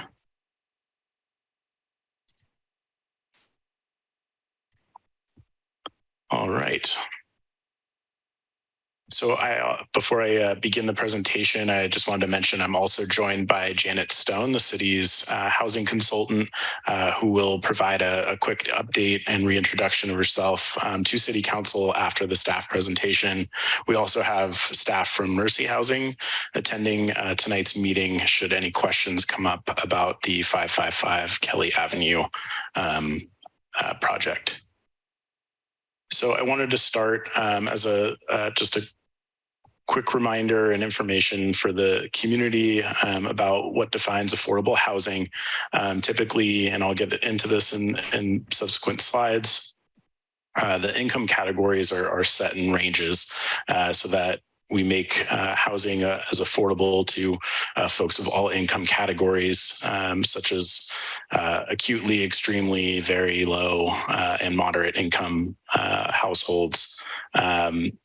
The local area median income is what sets these amounts. And typically, and what's standard across affordable housing is that we do not want anyone spending more than 30% of their gross household income. And this is something that the state defines as well for affordable housing programs. So also wanted to highlight that farm worker housing needs and some of the projects that are going to be coming through the city will have a farm worker housing focus. Typically what you would expect, and this is the numbers shown on the screen here, is what we would expect a single farm worker to be earning throughout the course of a year. We have heard that most farm workers are making roughly $20,000 per year, which makes it very difficult to afford market rate housing, which then stems into potential overcrowded situations as well as homelessness for some folks in that community. And I'm not going to spend a lot of time on this slide. I know it's a lot of information. I just wanted to present it, that I have it here ready, and I can bring it back up should questions arise at the end of the presentation. I will highlight the item you see on the top of the slide, that a family of four earning between $93,000 and $149,000 per year qualifies as low income in San Mateo County. And this is because the average median income here for a family of four is $166,000, which is quite high. And it's one of the highest income categories or income median incomes in the entire state. So it therefore makes folks of the income categories here that you see, it does make things quite difficult when you're trying to afford rents that are catered to the median income. And I'm happy to bring this slide back up again. So we're going to get into updates on new construction and new development, but I felt it was really pertinent to highlight near-term affordable housing solutions. And these are items that can happen and are happening a lot quicker and bring affordable units to the community. So I wanted to highlight the home share program that HIP Housing has.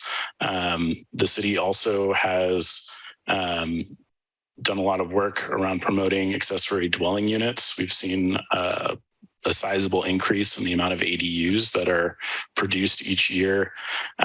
Also want to mention that there are projects that may come in that are modular or prefab units that are produced off-site and then brought on to potential housing sites. I don't have any specific updates this evening for council, but I did want to mention that those are streamlined or a bit more streamlined than new construction. There's also housing policies that the city has taken, including inclusionary units, most notably and highlighted in the staff report is the Creekside development, which will include 4 affordable units, and staff will return with more detailed updates on that development. There's also the residential rental security measures ordinance, as well as rental support that the city has provided to local organizations such as Coastside Hope and St. Vincent de Paul that provided rental assistance during the pandemic. And I believe I'll need to follow up with our community services staff, but I believe there may still be some funding available through St. Vincent de Paul, and we'll have to apologize that I don't have that update offhand. I also wanted to highlight that we have this information on the website, as you see on the screen, the Half Moon Bay website /housing. Excuse me. All right. So the previous slide went over some near-term housing opportunities, but as far as new construction, I thought it was important to outline what the process looks like. And this is what's outlined here, this year 1, which goes through years 4 to 6. This is kind of a best case scenario of how long it takes for new construction to be built. I wish it was a quicker process, but these are all aspects and important items that milestones that have to be essentially hit for every new construction that goes on in any city throughout the country, essentially. For the design process, that would include community input, design approval, construction drawings, as well as a submitted formal application. The land use approvals will go into development permits, zoning amendments, other declarations, and then the financing process as well, where especially for our affordable housing developers, they're lining up their financing far in advance, but when they would execute certain agreements, financing, ground leases, tax credits, potentially years 3 to 4, if not earlier, they're part of their preliminary process, but when those things are completed all before construction starts, typically sometimes it can be sooner, but often it's not until essentially year 4 that construction would start, and somewhere in year 5 or 6 you would see occupancy. Again, there are variations to this, but this timeline is somewhat common. Also wanted to highlight the local coastal land use plan, as there are policies that have come out of this, and it's for those who don't know, who are watching, the LCLUP is required for all jurisdictions within the California coastal zone. It's a policy document that essentially promotes Coastal Act priorities. It's also important to note that farm worker, as well as affordable housing that support the local workforce and therefore aligns with Coastal Act priority uses, essentially by supporting the coastal economy, including agriculture and visitor serving businesses. And The other aspect to this is the workforce housing overlay, which is part of the land use plan. And in the next slides, I'll get into some of the public land that is going to be used, potentially used for affordable housing. And the workforce housing overlay, which is part of the land use plan, really outlines the city's ability to use those properties for that, not only the city, but other public uses as well for housing. So the first city-owned site that's being highlighted this evening is 555 Kelly Avenue. This is adjacent to the Ted Adcock Community Center. It's a single-family home, which is located at 555 Kelly, which was purchased by the city in 2017, which is adjacent to the community center's parking lot.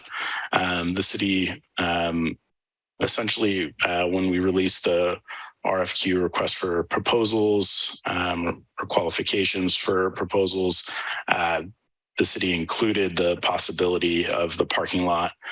We only received one application, even though we did robust outreach, and that was by Mercy Housing and in association and a co-applicant with ALAS as a partnership. And the proposal will focus on farm worker housing.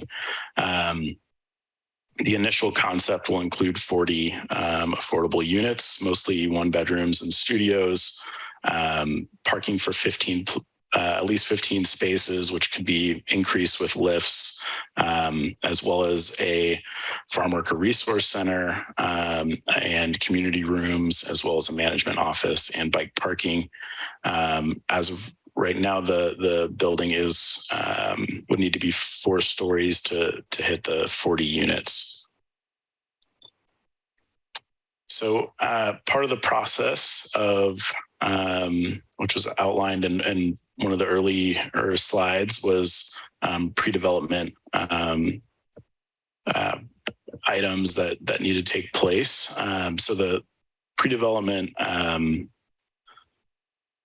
excuse me, sorry, I jumbled my notes here. So the pre-development loan is something that is common in affordable housing.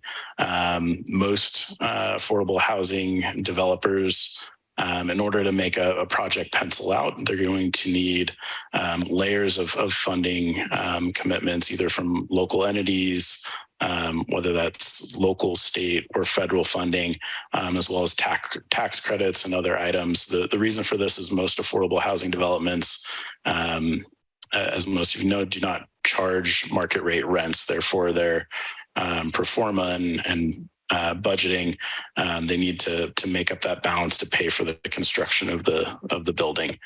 So to make that work, they require funding from all kinds of sources. So one item that'll be coming back to the City Council in February is a pre-development loan request from the city.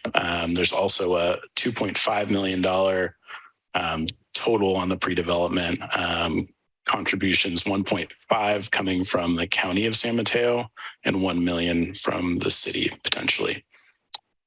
As far as the loan terms itself, it would be a non-recourse loan with 0 interest unless there's an uncured default by the borrower. And the City Council will receive a full copy of that loan agreement when it comes back to City Council in February.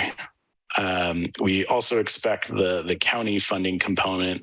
So city staff is working very closely with the county, and that agreement, which will be executed with the county, should come back to City Council for approval in the next few months, at the very latest before March, April timeline.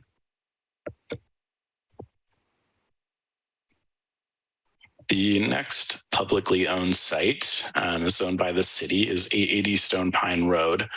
So on the eastern portion of the site is our public works yard. There's also a reserve easement for wildlife that goes through the site. But there's a remaining portion of the site, around 4 acres, that has the potential for housing. It would could potentially on the 4 acres build out to 100 to 120 units. This is a site that the city's identified as a potential family-oriented development with 2 to 4 bedroom units would be ideal for this site. Here's a better illustration of what I was describing. So the potential housing site is that 4 acre site that I mentioned. The conservation areas, the corridor, and then the corporation yard, public works yard on the east end, as well as a potential buffer. There are some financing constraints, and we have more details in the staff report about that information with the city's iBank loan and what that allows on the site, as well as additional feasibility analysis that would need to happen. If it was deemed that the potential housing site was feasible, the city council would then potentially direct staff to release an RFQ similar to 555 Kelly. And this site would need to reach the 100 or the density that was described on the previous slide that would take use of the workforce housing overlay, which is part of the coastal land use plan. So the last site I wanted to highlight for council and the public is CUSD's Hatch site and district office site, essentially at Highway 1 and Kelly Avenue. So Cabrillo Unified School District is looking into this. It would be designated for teachers and district staff. Staff is working very closely with the district. We don't have necessarily specifics on there's already existing uses like a district office, corporation yard, maintenance yard on the site, as well as other buildings that the district's using. So there's a lot of moving parts to putting housing on this site, but it is something that the district is looking into, and the city is working in collaboration with district staff on this potential project. So I wanted to share that. And with that, I'm going to turn it over to Janet. I'll stop sharing my screen. And Janet will just provide some quick updates on some of the assistance she has been giving to the city. Hi, Mike. Thanks, Mike. Good evening, Mayor Penrose and council members and community members. Just wanted to introduce myself and tell you a little bit about what I've been doing. I've been providing consulting services to the city for a little over a year now. And I really enjoy working with the staff who are, it's an excellent staff and very experienced. So it's been my pleasure. My work involves assisting the housing coordinator and the community and economic development director with both strategic guidance and implementation efforts around affordable housing development in the city.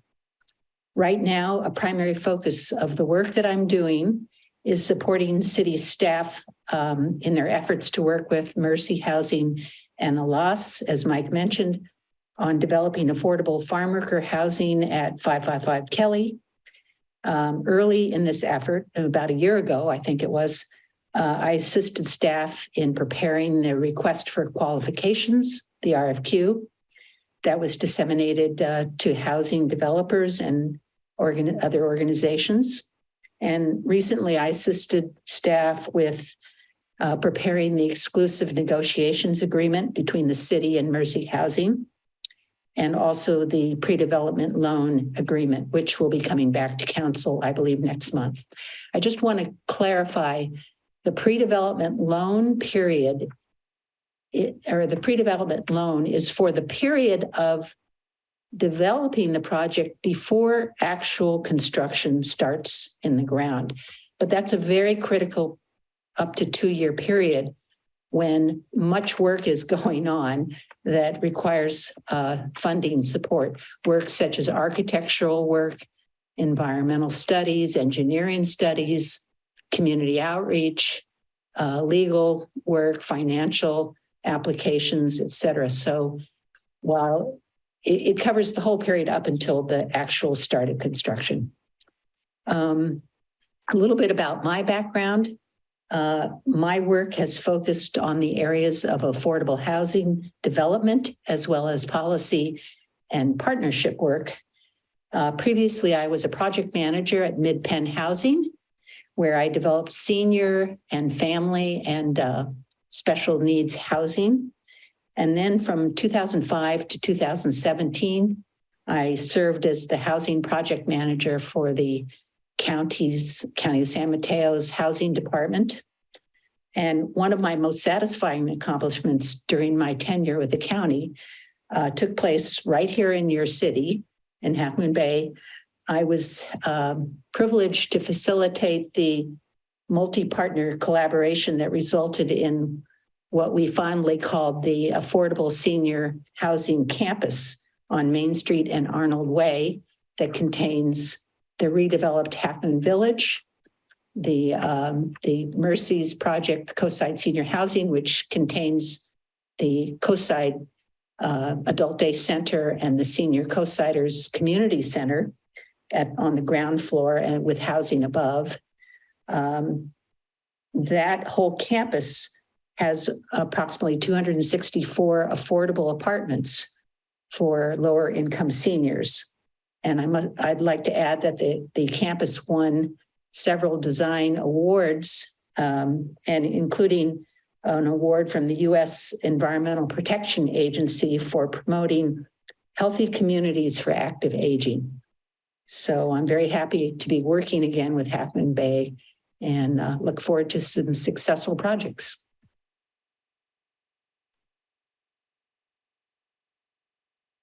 Thank you, Janet. And we very much appreciate having Janet's knowledge base and expertise. And that concludes staff's presentation. Thank you.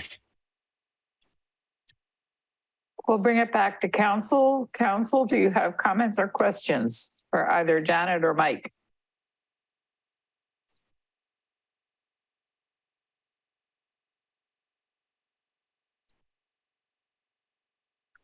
Okay, I have one comment, and that is I'm really glad we've got your expertise here helping us. Thank you for everything that you've done. Let's do it faster. I don't like the four-year timeline. I don't think anybody likes it. It's what I've heard ever since I've talked about building housing. Every time I turn around, somebody says, no, I'm sorry, that takes too long. I've seen projects in other cities go up fast. I want to do it fast here. So that's my only comment, and take it for what it's worth.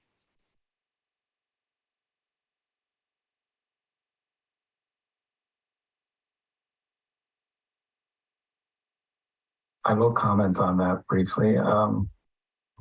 I want the job done right. And if you have examples, Mayor, of other cities from beginning to end that took quicker, I'd be very interested in hearing about them. Not now, but but as we continue the conversation.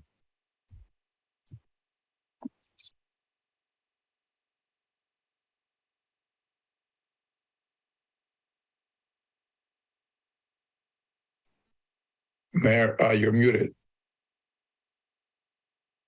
Sorry. We're moving on to item 3B, hybrid meeting update. Mayor, just before we do that, I do want to just remind you, I don't think we have formally taken public comment. I see one hand raised, but we do want to make sure the public's given an opportunity. And then one other thing that I wanted to mention is that Vice Mayor Jimenez has a practice of recusing on discussions of 555 Kelly. This item has a lot packed into it, but when you bring it back to council, I would suggest that if there is a need to discuss 555 Kelly, that you do that separately, and then he can recuse for that portion. And then participate in the rest of the discussion where I'm sure he would like to participate. Thank you. And that's because of his relationship with Alice. Correct. His employment with Alice, and Alice is one of the applicants for that affordable housing project. Great. Thank you. Thank you. Our first speaker is Alice Linsmeyer. Thank you, council members and city staff. I really want to congratulate you on really a lot of movement forward on this really urgent issue that's come up for years now. I want to just underline what Mayor Penrose just said, is that if city and staff can look at every way to remove any obstacles to move this forward, because when you think of the families that are 4 people to 5 people in one bed, and those kids asking for housing, 4 to 6 years, those kids could already be gone, and they're asking for housing now. So I just encourage you to go forward with looking for ways that you can process that much faster, because the need is really urgent. And I also wondered about, I was curious, I was grateful for Mike's presentation and talking about the near-term solutions like housing policy. What are some alternatives to be able to make housing policies more affordable in the immediate term? Because again, with the length of time that building takes, what kinds of ways could city work to be able to make housing more affordable right now? And I just want to give just a reminder that, the 555 Kelly is really important. And that came much more to light over these days of these storms, and seeing what's happened at Moonridge with the flooding, and how the community, even yesterday, as people went out to give food, were working so that we could eat. So I think it's really important to move forward the farm worker housing piece, and also just know that the need is all the more urgent because of the flooding. And as someone noticed, they say, is it a natural disaster or a man-made disaster? It hit hardly in Oak Park area and in Moonridge, our essential workers. So it's wise for all of us to work together to be able to find immediate solutions and immediate support for the families that are giving us so much. So thank you very much. Thank you, Alice. Thank you, Alice. Our next speaker is Joanne Rokoski. Good evening. My name is Joanne Rokoski, and I'm grateful to have the opportunity to speak this evening. I believe that the storm events of January 1st and subsequently have really underscored the disproportionate impact on families who are already struggling financially. These financially vulnerable families cannot absorb the additional expenses related to their damaged cars, the flooding, and the loss of their household goods and supplies, and importantly, their lost wages, since there were days when they were unable to get to work. Unaffordable rent that well exceeds the 30% level just adds to this devastation, and it impacts their ability to recover. So the bottom line to me is that the need for safe, affordable housing is an emergency, just as these climate events have been an emergency. I support development of both city projects, and they are modest projects actually in relationship to the huge needs, but they are a start and they're needed immediately. So please do all you can to move past the bureaucratic logjams, the community opposition, and any of the other barriers so that you can proceed sooner rather than later, just as Mayor Penrose said. Thank you so much. Thank you, Joanne. Next, we have Casey Branscombe.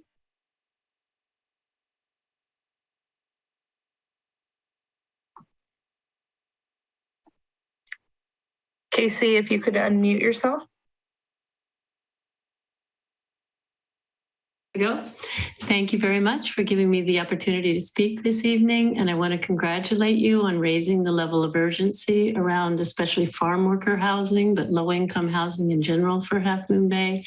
I just have a couple of very simple practical questions that you may not answer tonight, but if somebody could think about them and maybe get back to me, I would really appreciate it. As Jill knows, I've been talking to the town for quite some time about trying to get housing for the farm workers that work on Branscombe Farm, my farm, who've been commuting over the hill from Redwood City for, I think it's now 18 years. And I do have one family in Moon Ridge and 3 more that are living on my farm in rental units that I have, and they all pay either no rent or less than $1,000 a month.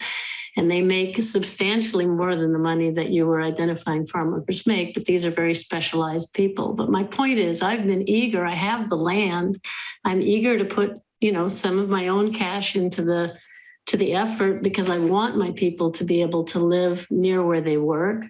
And I'm willing to give some of my, 76 acres. We have city services right nearby because originally it was zoned urban reserve. So there's, sewer and water and electricity right close by. And what I'm wondering is, I've had a hard time getting started because just as Mike said, I looked into the county program, but it only provides loans or support if you've already got your project, kind of pretty well approved. And, I brought in some ideas. Jill gave me, some really good feedback and suggested, that I get, more plans together, but that all costs money, engineering, environmental consultants, architects.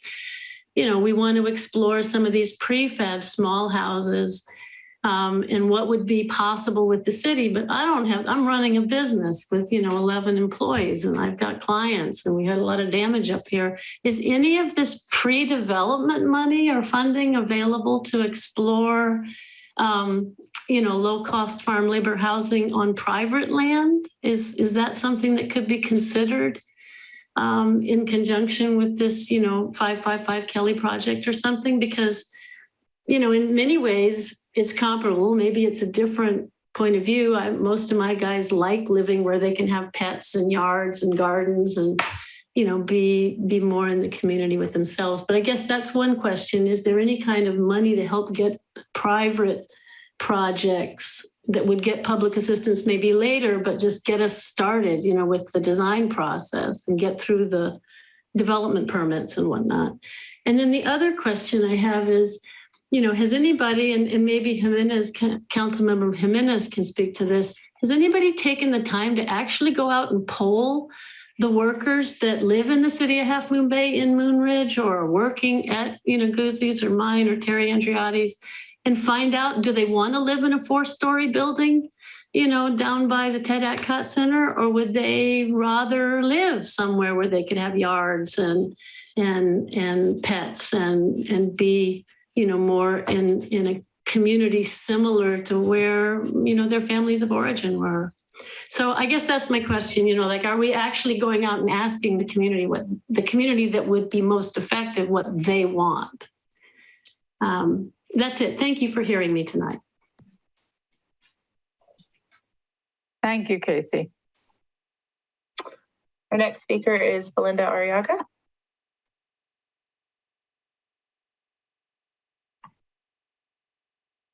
Thank you again, Council. I just wanted to follow up to say we're really grateful.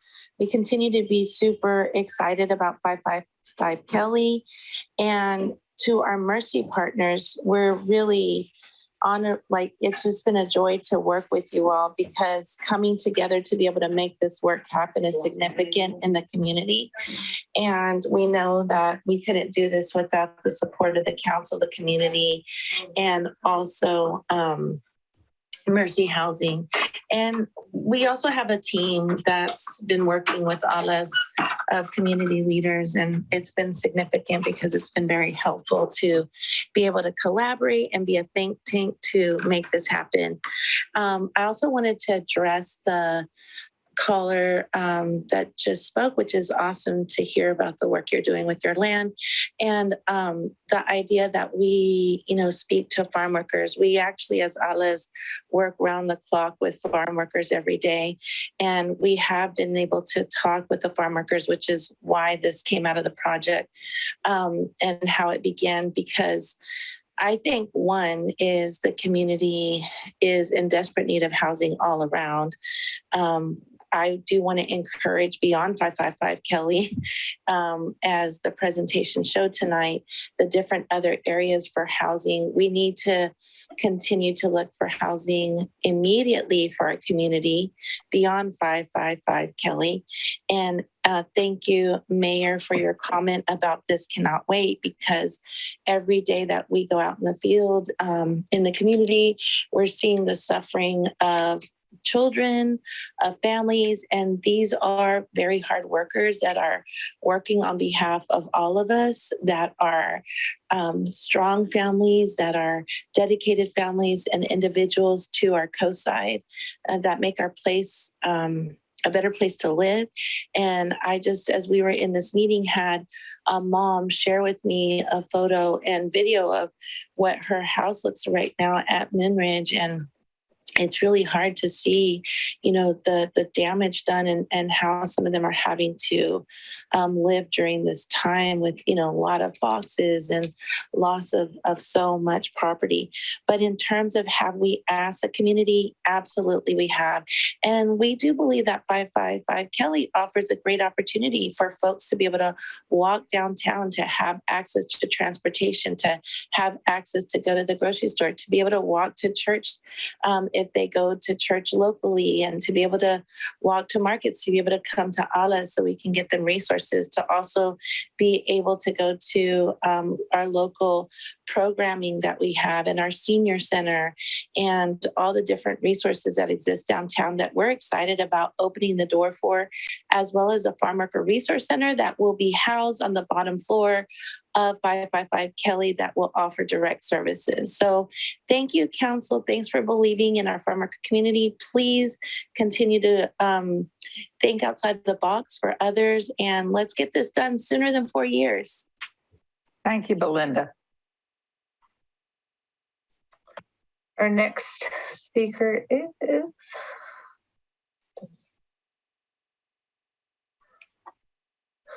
Rocio Garcia.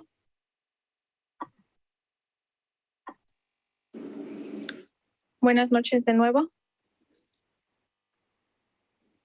Good evening once again. Gracias al Consejo por estar tomando esta iniciativa sobre los proyectos para viviendas asequibles. Thank you to the council for taking all these proposals on affordable housing. Pero yo pienso que en este momento las viviendas se necesitaban ayer.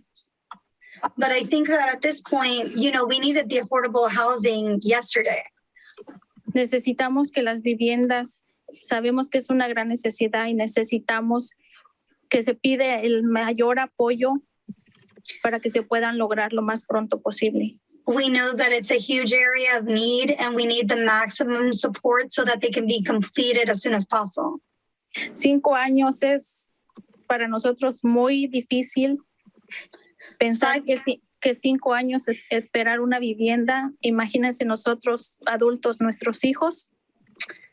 5 years for us is very hard. To think that it would take 5 years for this housing to be completed, think of us and our children, how long 5 years would be. Necesitamos pedir a la congresista. La congresista dijo que se presentaran proyectos. La congresista Ana Isho. We need to act. The Congresswoman, she asked for people to propose their projects, and we need to speak to her. Para construir viviendas para personas de bajos ingresos. To be able to build housing for people of lower income. Necesitamos hacer los proyectos y hacer que se realicen lo más pronto posible. We need to create these projects and make sure that they are put into effect as soon as possible. Yo sé que la ciudad, el condado y la congresista harán lo posible porque esto sea. I know that the city, the county, and the congresswoman will do their best so that this can be possible. Tal vez en 5 años ya no vamos a estar aquí o tal vez algo pase, pero tenemos que luchar porque sabemos que es una gran necesidad. In 5 years, who knows if we'll still be here or something else big might have happened, but we really need to fight for it because it's a big need.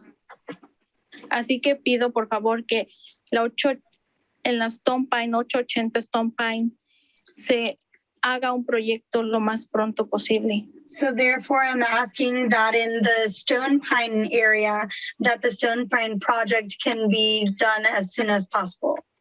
Piensen en nuestros hijos, por favor. Please think of our children. Porque es difícil para ellos tener que compartir un cuarto con nosotros. Because it's very difficult for our children to have to share a room with us. Muchas gracias y espero que sea algo pronto. Thank you very much, and I hope it'll be something sooner. Thank you, Basil. Our next speaker is Carolina Carvajal.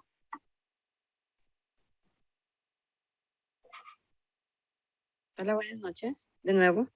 Hello, good evening again.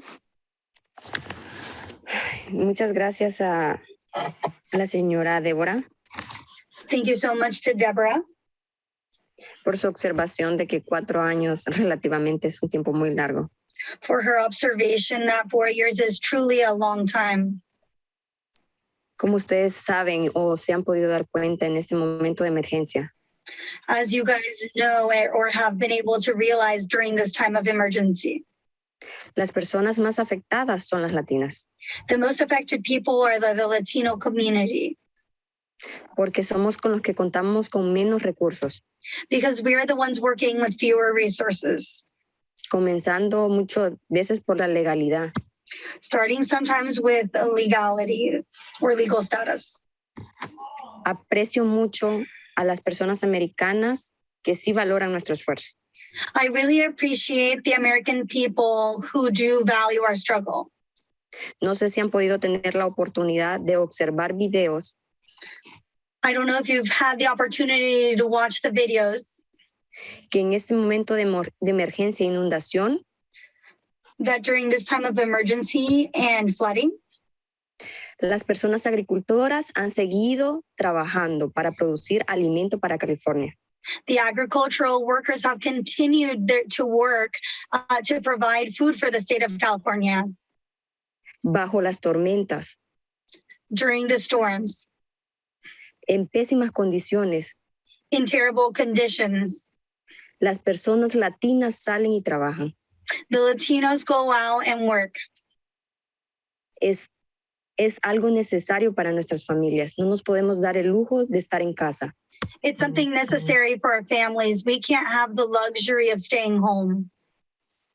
Así que sería muy importante que comiencen a tomar conciencia. So it'd be very important for people to recognize de que no estamos pidiendo algo gratis, simplemente estamos pidiendo algo justo por that nuestro we're not trabajo. asking for something for free, we're asking for something fair. Y si puede repetir la última parte, perdón. Por nuestro trabajo. For our work.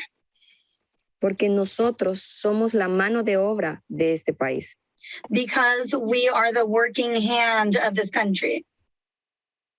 Y damos gracias a Dios porque tenemos trabajo. And we are thankful to God that we have work. Pero pedimos, por favor, viviendas justas. But we do please ask for housing that is fair and just. Dentro de 4 años puede ser que este pueblo ya no tenga personas latinas. Within 4 years, it could be that this town no longer has any Latino families. Sé que a muchos de ustedes les puede causar risa. I know that that might be funny to a lot of you. Pero si la renta sigue aumentando, but if rent continues to increase, no habrán personas aquí que quieran quedarse a pagar esa cantidad que pagamos en la actualidad. There will be nobody who wants to remain and continue paying these prices that we're paying currently. Las personas tendrán que emigrar a un lugar donde puedan vivir de una forma más económica. People will have to immigrate to another place where they can live in a more financially secure way. El señor Mike denotó de que hay proyectos que se pueden dar en nuestro pueblo. Mr. Mike identified that there were several projects that could be made possible in our town. Lo único que necesitamos es apoyo. The only thing we need is support. Y si ustedes quieren que nosotros como latinos los apoyemos, and if you guys want that us, the Latino community, continue to support you, apóyennos con nuestras viviendas. Nosotros estamos dispuestos a tener una lucha por eso. Then support us with our housing. We are willing to fight and struggle for that. Si ustedes necesitan que los apoyemos con algún proyecto para que esto se dé, lo haremos también. If you guys are in need of support or some kind of support or help so that this project can be realized, please ask us as well. Podemos hacer esto mano a mano, todos juntos. We can do this hand in hand, everybody together. Solo necesitamos voluntad. We just need will. Agradezco mucho porque se están abriendo las oportunidades de estos proyectos. I'm very thankful because the opportunities of these projects are opening. Sinceramente, muchas gracias al concilio y a las personas que están haciendo que esto se pueda hacer real. I sincerely thank you to the council and to all the people who are playing a role to make this reality. Aquí estamos y estamos dispuestos a luchar por nuestro pueblo también. We are here and we are willing to fight for our people as well. Muchas gracias. Buenas noches. Thank you very much and good night. Thank you, Carolina. Our next speaker is Mike Ferrara. Good evening again, Council. I'll be brief. I too was taken aback somewhat by the timelines in the report, but I would just like to remark that any timeline at least needs to get started. And I did hear that there was a key point in all of this at which the decision would be brought to the council to say, go. And it would be really nice to get a projection as to when it's believed that staff could reasonably bring that question to council. Thank you.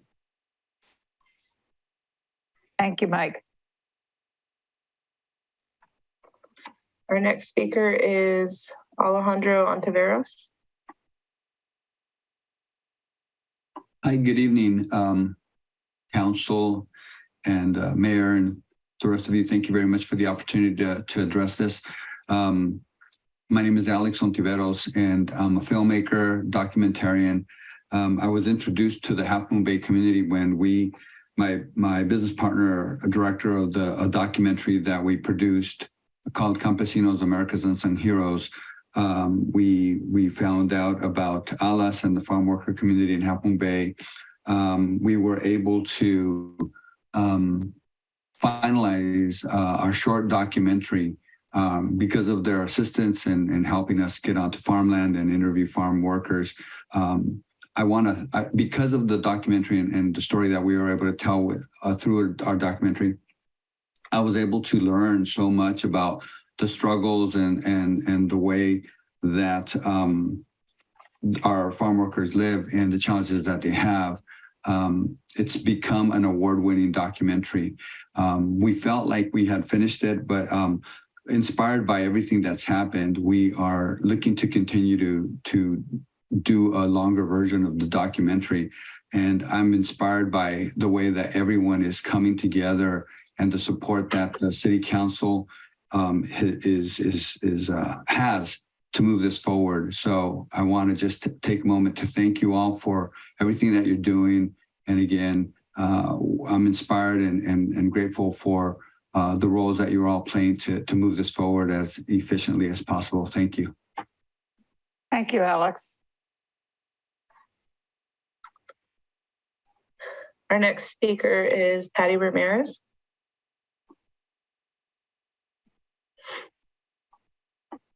¿Me escuchan? ¿Me escuchan? Kim. Sí, la escuchamos. Ok. Gracias a todos los miembros del concejales Thank you to all the members of the council por permitirme hablar y ser escuchada el día de hoy. for letting me speak and be heard today. Yo soy la familia que vivió en el 55 Kelly. I am one of the families that lived in 555 Kelly. Y fui la última en salir de esa casa en agosto 18 del 2018. And I was the last one to leave that home on 18th of August in 2018. Y ahorita estoy escuchando que quieren esperarse 4 años más. And now I'm hearing that you want to wait 4 more years. Esa casa ha estado vacía por más. Oh, perdón. Esa casa ha estado vacía por más de 4 años. That house has been empty for over 4 years. No entiendo y no puedo comprender que no sientan compasión por nosotros, que trabajamos arduamente para que esta ciudad florezca y tenga vida. I don't understand and I can't comprehend how people could lack compassion for those of us who work so hard and so passionately so that the city can flourish and have life. Lo único que pido es que se realice lo antes posible. The only thing that I ask is that this project can be realized as soon as possible. Los invito a que visiten las familias de las que fueron inundadas en estos días para que penetren esas paredes de ese olor a suciedad por todo lo que se tuvo que mojar adentro de sus casas. I invite you guys to visit the families that were affected by the recent flooding so that you can see the smell that has penetrated those homes from all the filth that washed up and has soaked into the walls. Y también el frío por la lluvia que han tenido que soportar. And also the cold due to the rain that they've had to deal with. ¿Y ustedes están pensando en esperar un tiempo más? And you're thinking about waiting even longer? Espero y deseo que toquen su corazón y piensen en su comunidad necesitada. I hope and I wish that you can feel in your heart, touch your heart, and think about the community, your community that's in need. Muchas gracias y deseo que tengan una respuesta positiva para nuestra comunidad. Thank you very much, and I hope to hear that you'll have a positive response for our community. Thank you, Patty. Buenas noches. Good night. Our final speaker, unless if there are any other speakers who would like to speak, please raise your hands now, as we are on our final speaker. Maria Vega.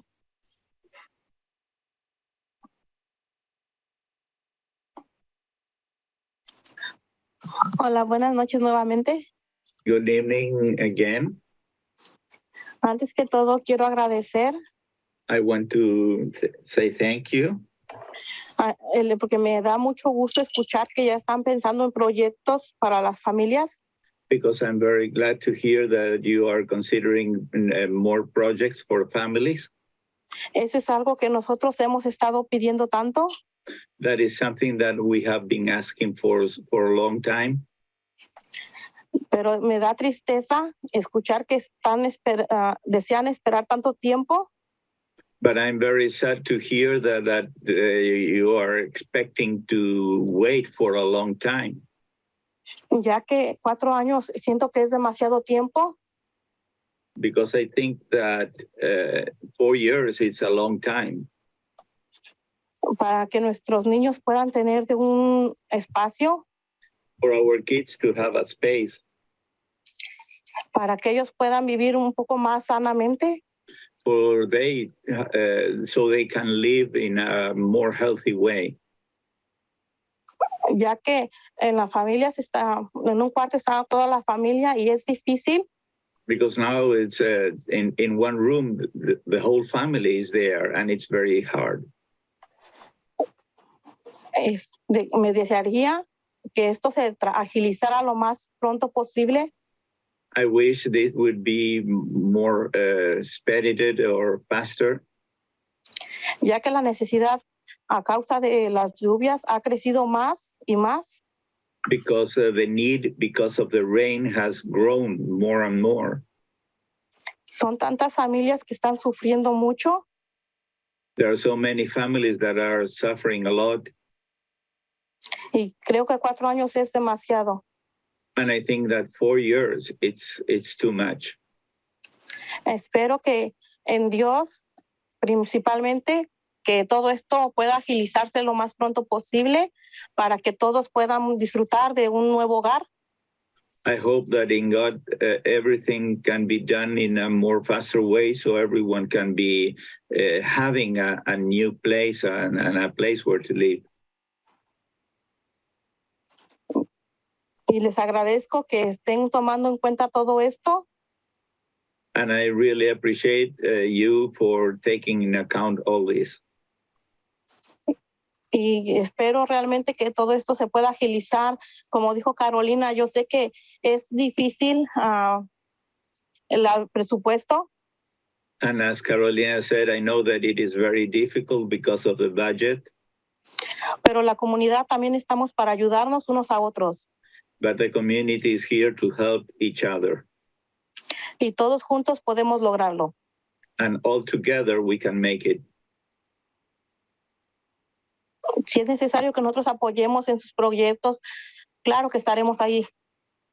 And if it is needed for us to support or participate in those projects, we are going to be there. Esto es todo. Gracias a todos. That's all. Thank you to all. Thank you, Maria. That concludes public comment on this item, Mayor.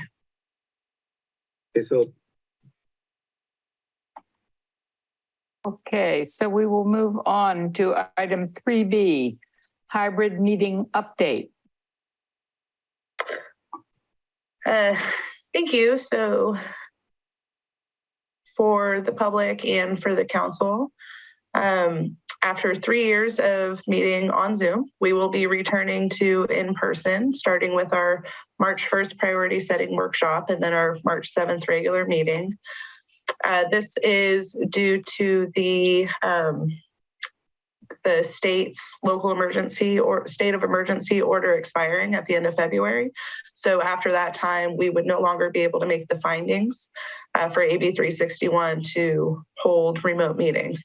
So all city boards, commissions, committees will return to in-person. For the city council and the planning commission, we will have a hybrid approach, so much so that members of the public will be able to watch the meeting on Zoom and provide comment via Zoom. However, all members of the city council and the planning commission, staff, presenters will all be in person. And any members of the public who do wish to show up in person and provide their comments in person are of course able to do so. And any that wish to remain on Zoom and provide their comments that way are also welcome to do so. For the Parks and Recreation Commission, Architectural Advisory Committee, Community Development Director hearings, Bicycle and Pedestrian Advisory Committee, and any city council subcommittee meetings. Those will be held fully in person without a hybrid option for public participation. And the Planning Commission and city council meetings will be both held at the Ted Adcock Community Center. Over the course of the next month and a half, We are going to be conducting mock meetings as well as getting new staff trained on the setup, technology, conduct of in-person meetings, testing our sound systems, meeting technology, infrastructure to make sure that everything is ready to go for the first meeting in March. We've also been working closely with PCT, who provides the streaming of our meeting, and we'll be working with our new IT consultant as well to make sure that we are fully supported for those meetings. Separately from that, there have been a few legislative changes. One is AB 2449, which the intent was to provide an opportunity for remote meetings in certain situations. However, as jurisdictions and agencies are going through the bill, it does seem pretty difficult to implement. There are a number of cities that are currently sending letters into the legislature now requesting amendments to those. However, AB 361 will still exist. So if at any point in time a separate state of emergency is declared on the state level or the local level, and the city council or any board or commission did need to conduct a remote meeting, provided that we could make the findings for that, we would be able to do that. And separately, there are the original Brown Act teleconferencing rules that do remain available. And these were what were in place prior to the pandemic, where if a council member or commissioner is out of town or otherwise unable to attend, they can teleconference into the meeting via phone, provided that they post the agenda at their meeting location and that meeting location is published on our agenda prior to the meeting. So, over the course of transitioning back to in-person meetings, staff will, of course, work with all of our boards and commissions and make sure that the transition is as smooth as possible. And in the event of any unforeseen circumstances, we will discuss various approaches and make modifications to make sure that we can still provide the public meetings to the public in the best manner possible. So that's the gist of it. I'm happy to answer any questions, but we have our next 2 February meetings on Zoom, and then starting with our March 1st priority setting, we'll be back in person. So. Does anyone on council have a question or a comment?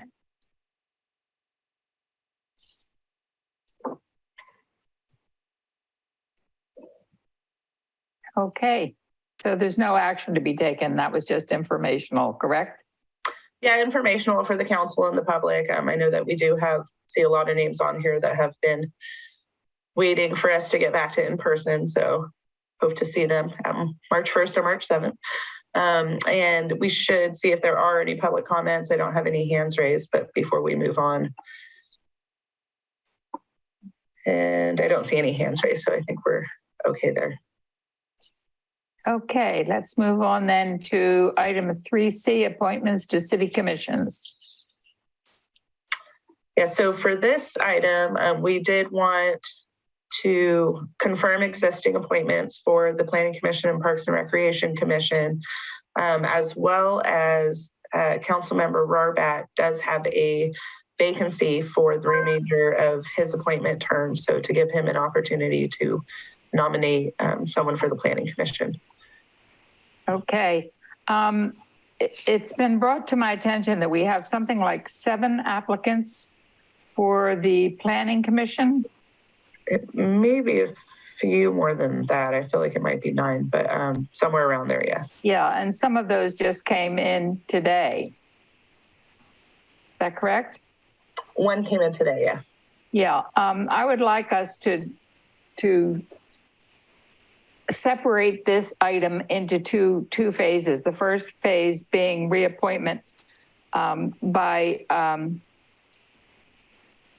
council members to current commissioners, and then give us a chance over the next couple of weeks before the next council meeting to take a look at the all of the qualifications for Planning Commission. I think that the issue of housing has become so critical in our city, and the importance of the planning commissioners cannot be understated.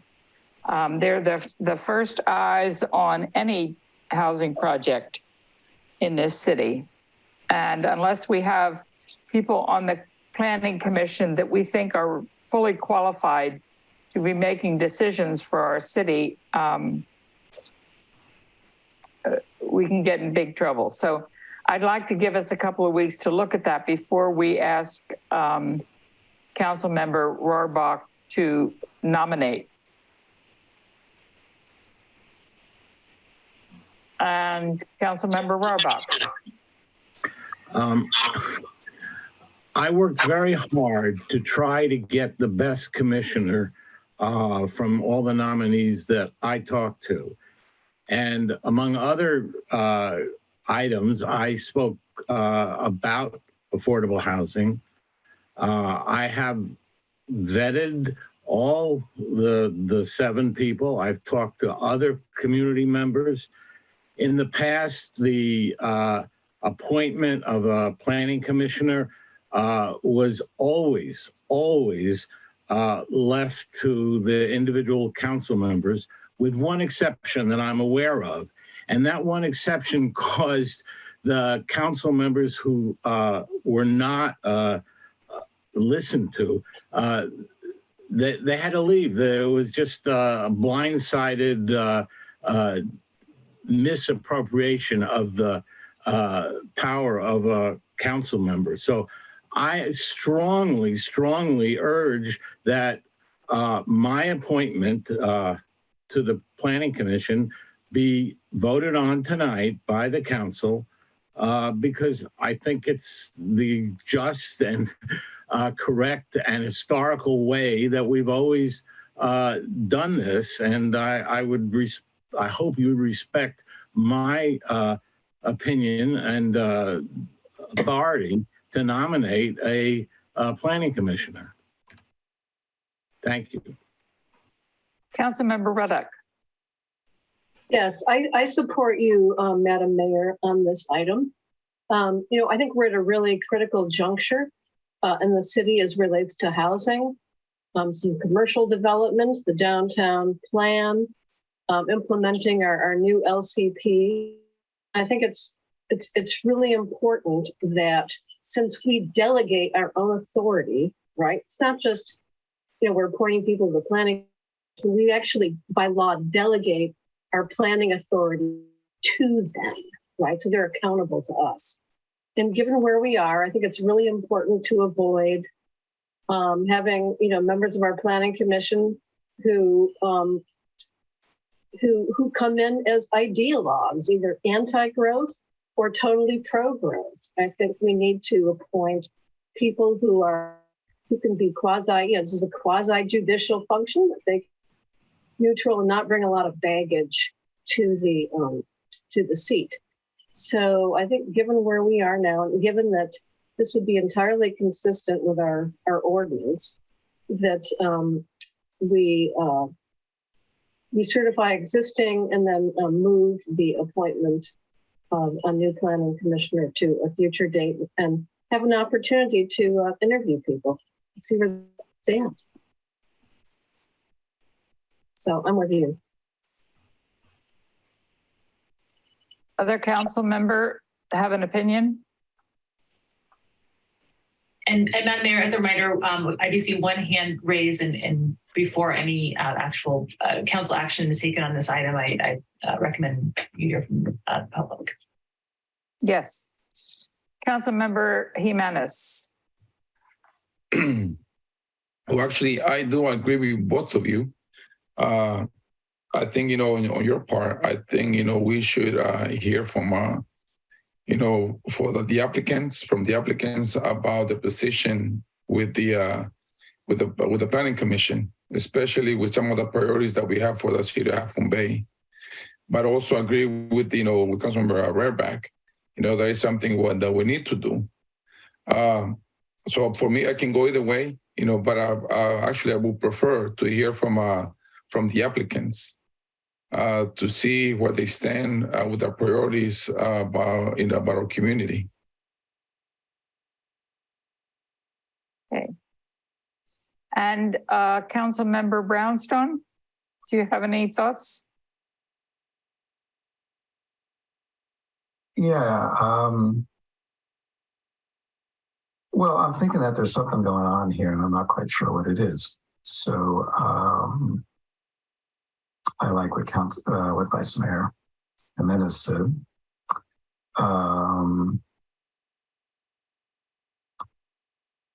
I don't know that there's anything that's making anybody feel that Councilmember Rohrback's choice is an ideologue or not.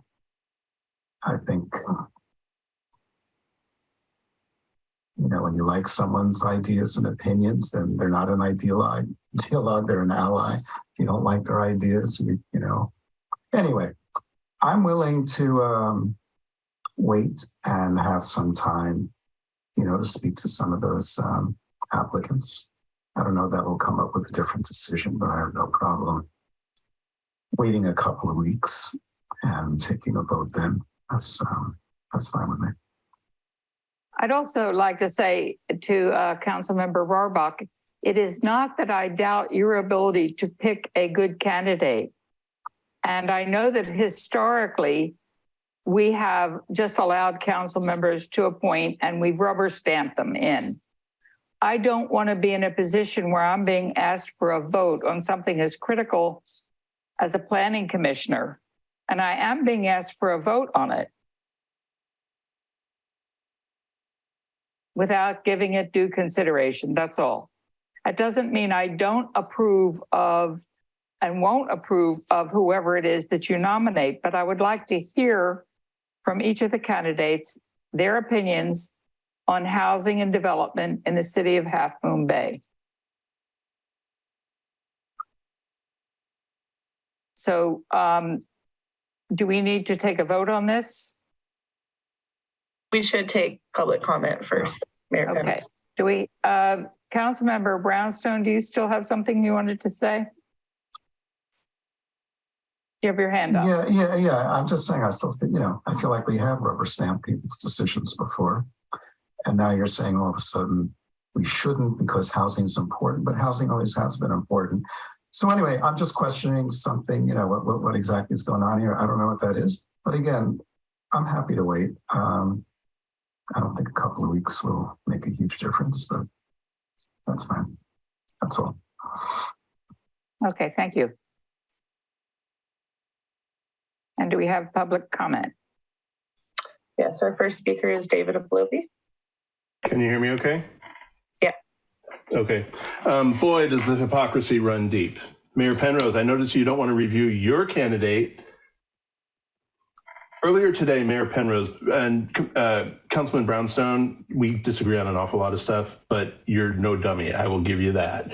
Earlier today, Mayor Penrose told Councilmember Rohrback that she was going to oppose his nominee for the currently vacant Planning Commission seat without giving a reason and instead nominate former Commissioner Brian Holt, period. And that effort is what lies at the bottom of any narrative tonight from the mayor attempting to derail the natural process by putting obstacles in place only for Harvey related to affordable housing, which isn't a planning commission responsibility at all. It's a city council responsibility, Mayor. As the mayor unintentionally revealed, what is about to follow is all about her desire, along with the other council members who's tripped up in support of this, to place Brian Holt on the planning commission by denying Councilmember Rohrback his nomination for no good cause. This corruption of the process demands that all of us look carefully at what's really going on here.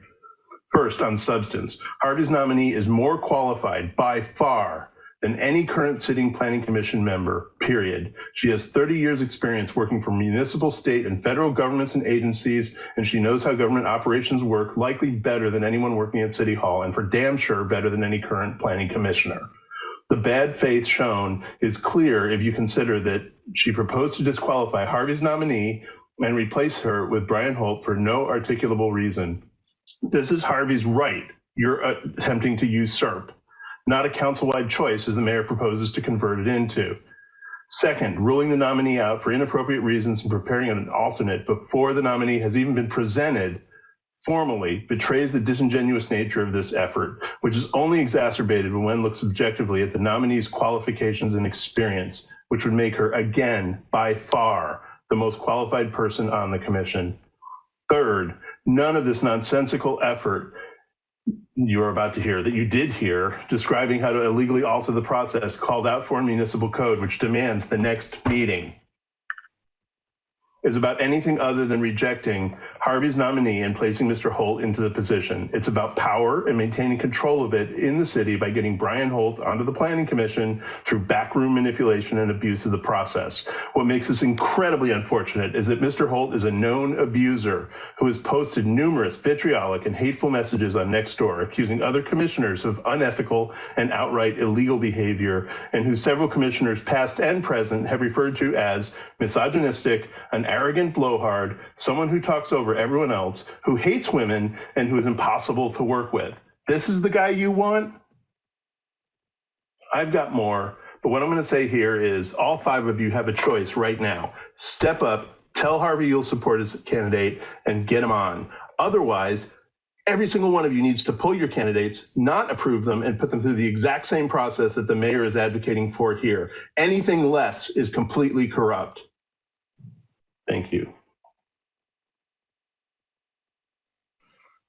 Next speaker is Casey Branscombe. Before we hear from Casey, to respond to that last comment. It's a lie. Councilmember Rohrbach called me and asked me if I would support his candidate. I said, no, I didn't know. I thought maybe Brian Holt or Ronaldo or one of the other applicants might be better. I did not say anything about his candidate not being a good candidate because I don't know about his candidate being a good candidate. And then Councilmember Rohrbach called Mr. Oblovi to try to get Mr. Oblovi to change my mind. Well, I ignored that. And I'm ignoring it now because he's speaking untruths. So that's it. Casey Branscombe. Yeah, I'm just hoping we all can take a deep breath here for a minute.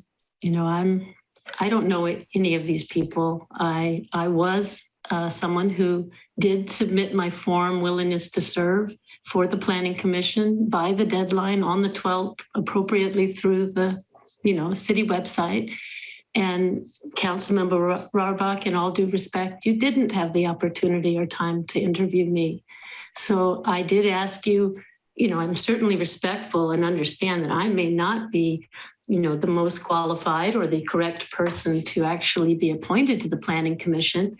But I did, I would like to know as a citizen that the qualifications of all of the applicants were fairly reviewed and evaluated next to each other, and that each of us can be examined and interviewed by as many of you as are willing to engage in the process to determine who is the best person to appoint to the Planning Commission for Half Moon Bay. Because I will say, having served on a planning commission in San Mateo County and Woodside for many years when I was, this is years ago, and having, studied land use planning and being a reasonably educated person and 20 years in Half Moon Bay running a business and living here, I care about the city. I want to see a great planning commissioner, and I don't underestimate the power of the planning commission. If you have any question about the importance of the planning commission, look at how the LCP process came together. A good planning commission can do a really good job. And you have a great planning director in Jalika. So yeah, I want a great person appointed. So I do hope you take the next 2 weeks and interview all of us and put us through our paces and pick the best person for the job. That's all I ask. Thank you for hearing me. Thank you, Casey. Mike Ferreira. Good evening, Council. Believe me, I had no intention of commenting on this issue, but I would just like to ask that we refresh ourselves as to the situation that we're in, which is that this is not a matter of terms expiring and 2 or 3 commissioners to be reviewed and interviews to be had. This is a vacancy for a partial term. And it is not good messaging to indicate low faith in a council member's choice, which is, I'm sorry, I know you don't intend it to be that, but it has every appearance of that. And so I really think it's best to move forward and to hear his nomination. And if for some reason you don't like it, you can always vote no, and then go to some kind of a process. But I think as a matter of due respect, he should be allowed to put his nomination in place and there be a discussion and a vote on it. Not trying to make enemies or friends with this statement. It's just what I see. And I would hope that you would just allow a normal process. And I do speak as the very last person who was nominated by Councilmember Grady, and he got no second. That was in 2006, early 2006. And I would just appreciate it if you just moved forward with the regular process, as this is not good for the council. Thank you. Thank you, Mike. There are no other comments, Mayor. Councilmember Rohrbach. Respectfully, Mayor, I'd like to correct the record. I did call you this afternoon. I called about the Parks and Rec Commissioner. I did not talk at all about a planning commissioner. It was you who brought up that you were not going to support my candidate, and it was you who just made it clear that what you did not think that the appointment should happen tonight. I didn't bring it up. You did. I think that my appointment should be considered. I worked very hard on trying to get the best candidate. Among other things, I did ask my candidate about affordable housing, and she came up with some original ideas that I had never thought about. So she clearly was capable of thinking about affordable housing. Planning commissioners must do much more than just work on affordable housing. They have to do with land use, with safety regulations, with lots and lots of other topics. And my candidate, I believe, has the experience, the background, and has worked in government for many years with great results. So I think I deserve the right, as has always happened, that my candidate be voted on. If you use the regulations say that you could not accept her, but I think this idea that all of a sudden we have to change the regulations so that my candidate is not has to wait and then be interviewed. It's just it's wrong. So, Councilmember Jimenez. I think this is the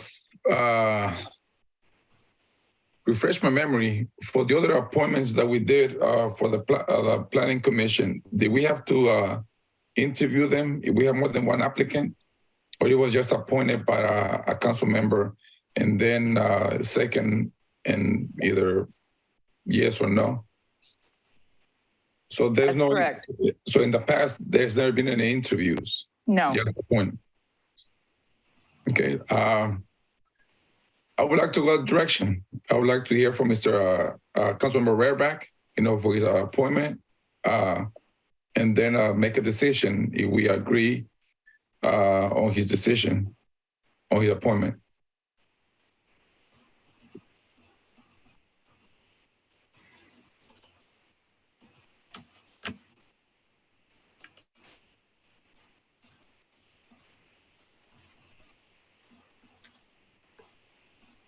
Councilmember Rohrbach, I guess. I would like to appoint Hazel Jones to fill the appointment for planning commissioner. I second that.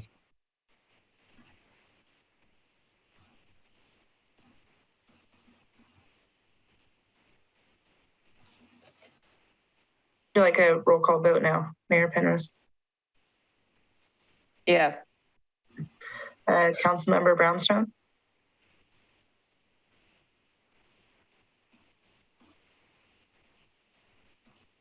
Robert? Yes. Councilmember Rohrbach? Yes. Councilmember Reddick? I'm going to say yes. I think I know pretty well. I've known her about 30 years. I can't really fault this nomination, so I'm going to vote yes. Vice Mayor Jimenez? Yes. And Mayor Penrose? I'm going to vote yes, and I'm going to vote yes out of respect for Councilmember Rohrbach's opinion. I'm not going to discuss anymore what happened on the telephone call between the two of us. I'm right, he's wrong, but I won't say anything more about it. But I am voting yes. That motion carries, and we would also then need a motion to confirm all other existing appointments. So moved. Second. Councilmember Brownstone? Yes. Councilmember Rohrbach? Yes. Councilmember Reddick? Yes. Vice Mayor Jimenez? Yes. Mayor Penrose? Yes. Motion carries.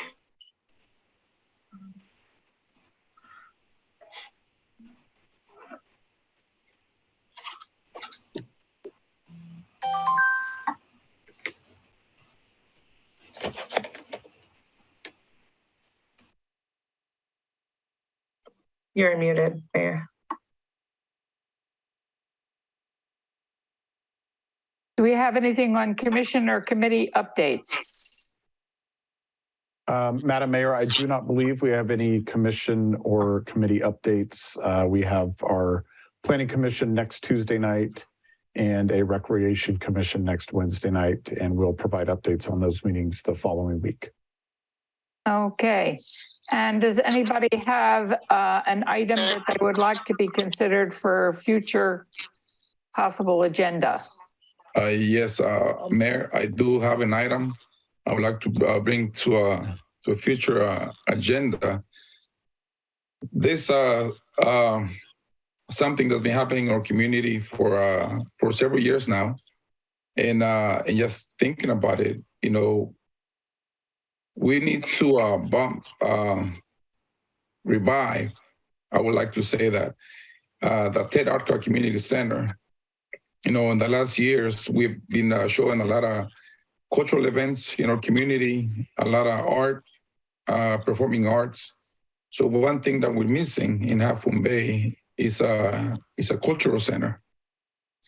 So I would like to visit, about adding to the name, the Ted Arca Community Center, adding either performing arts or cultural arts center.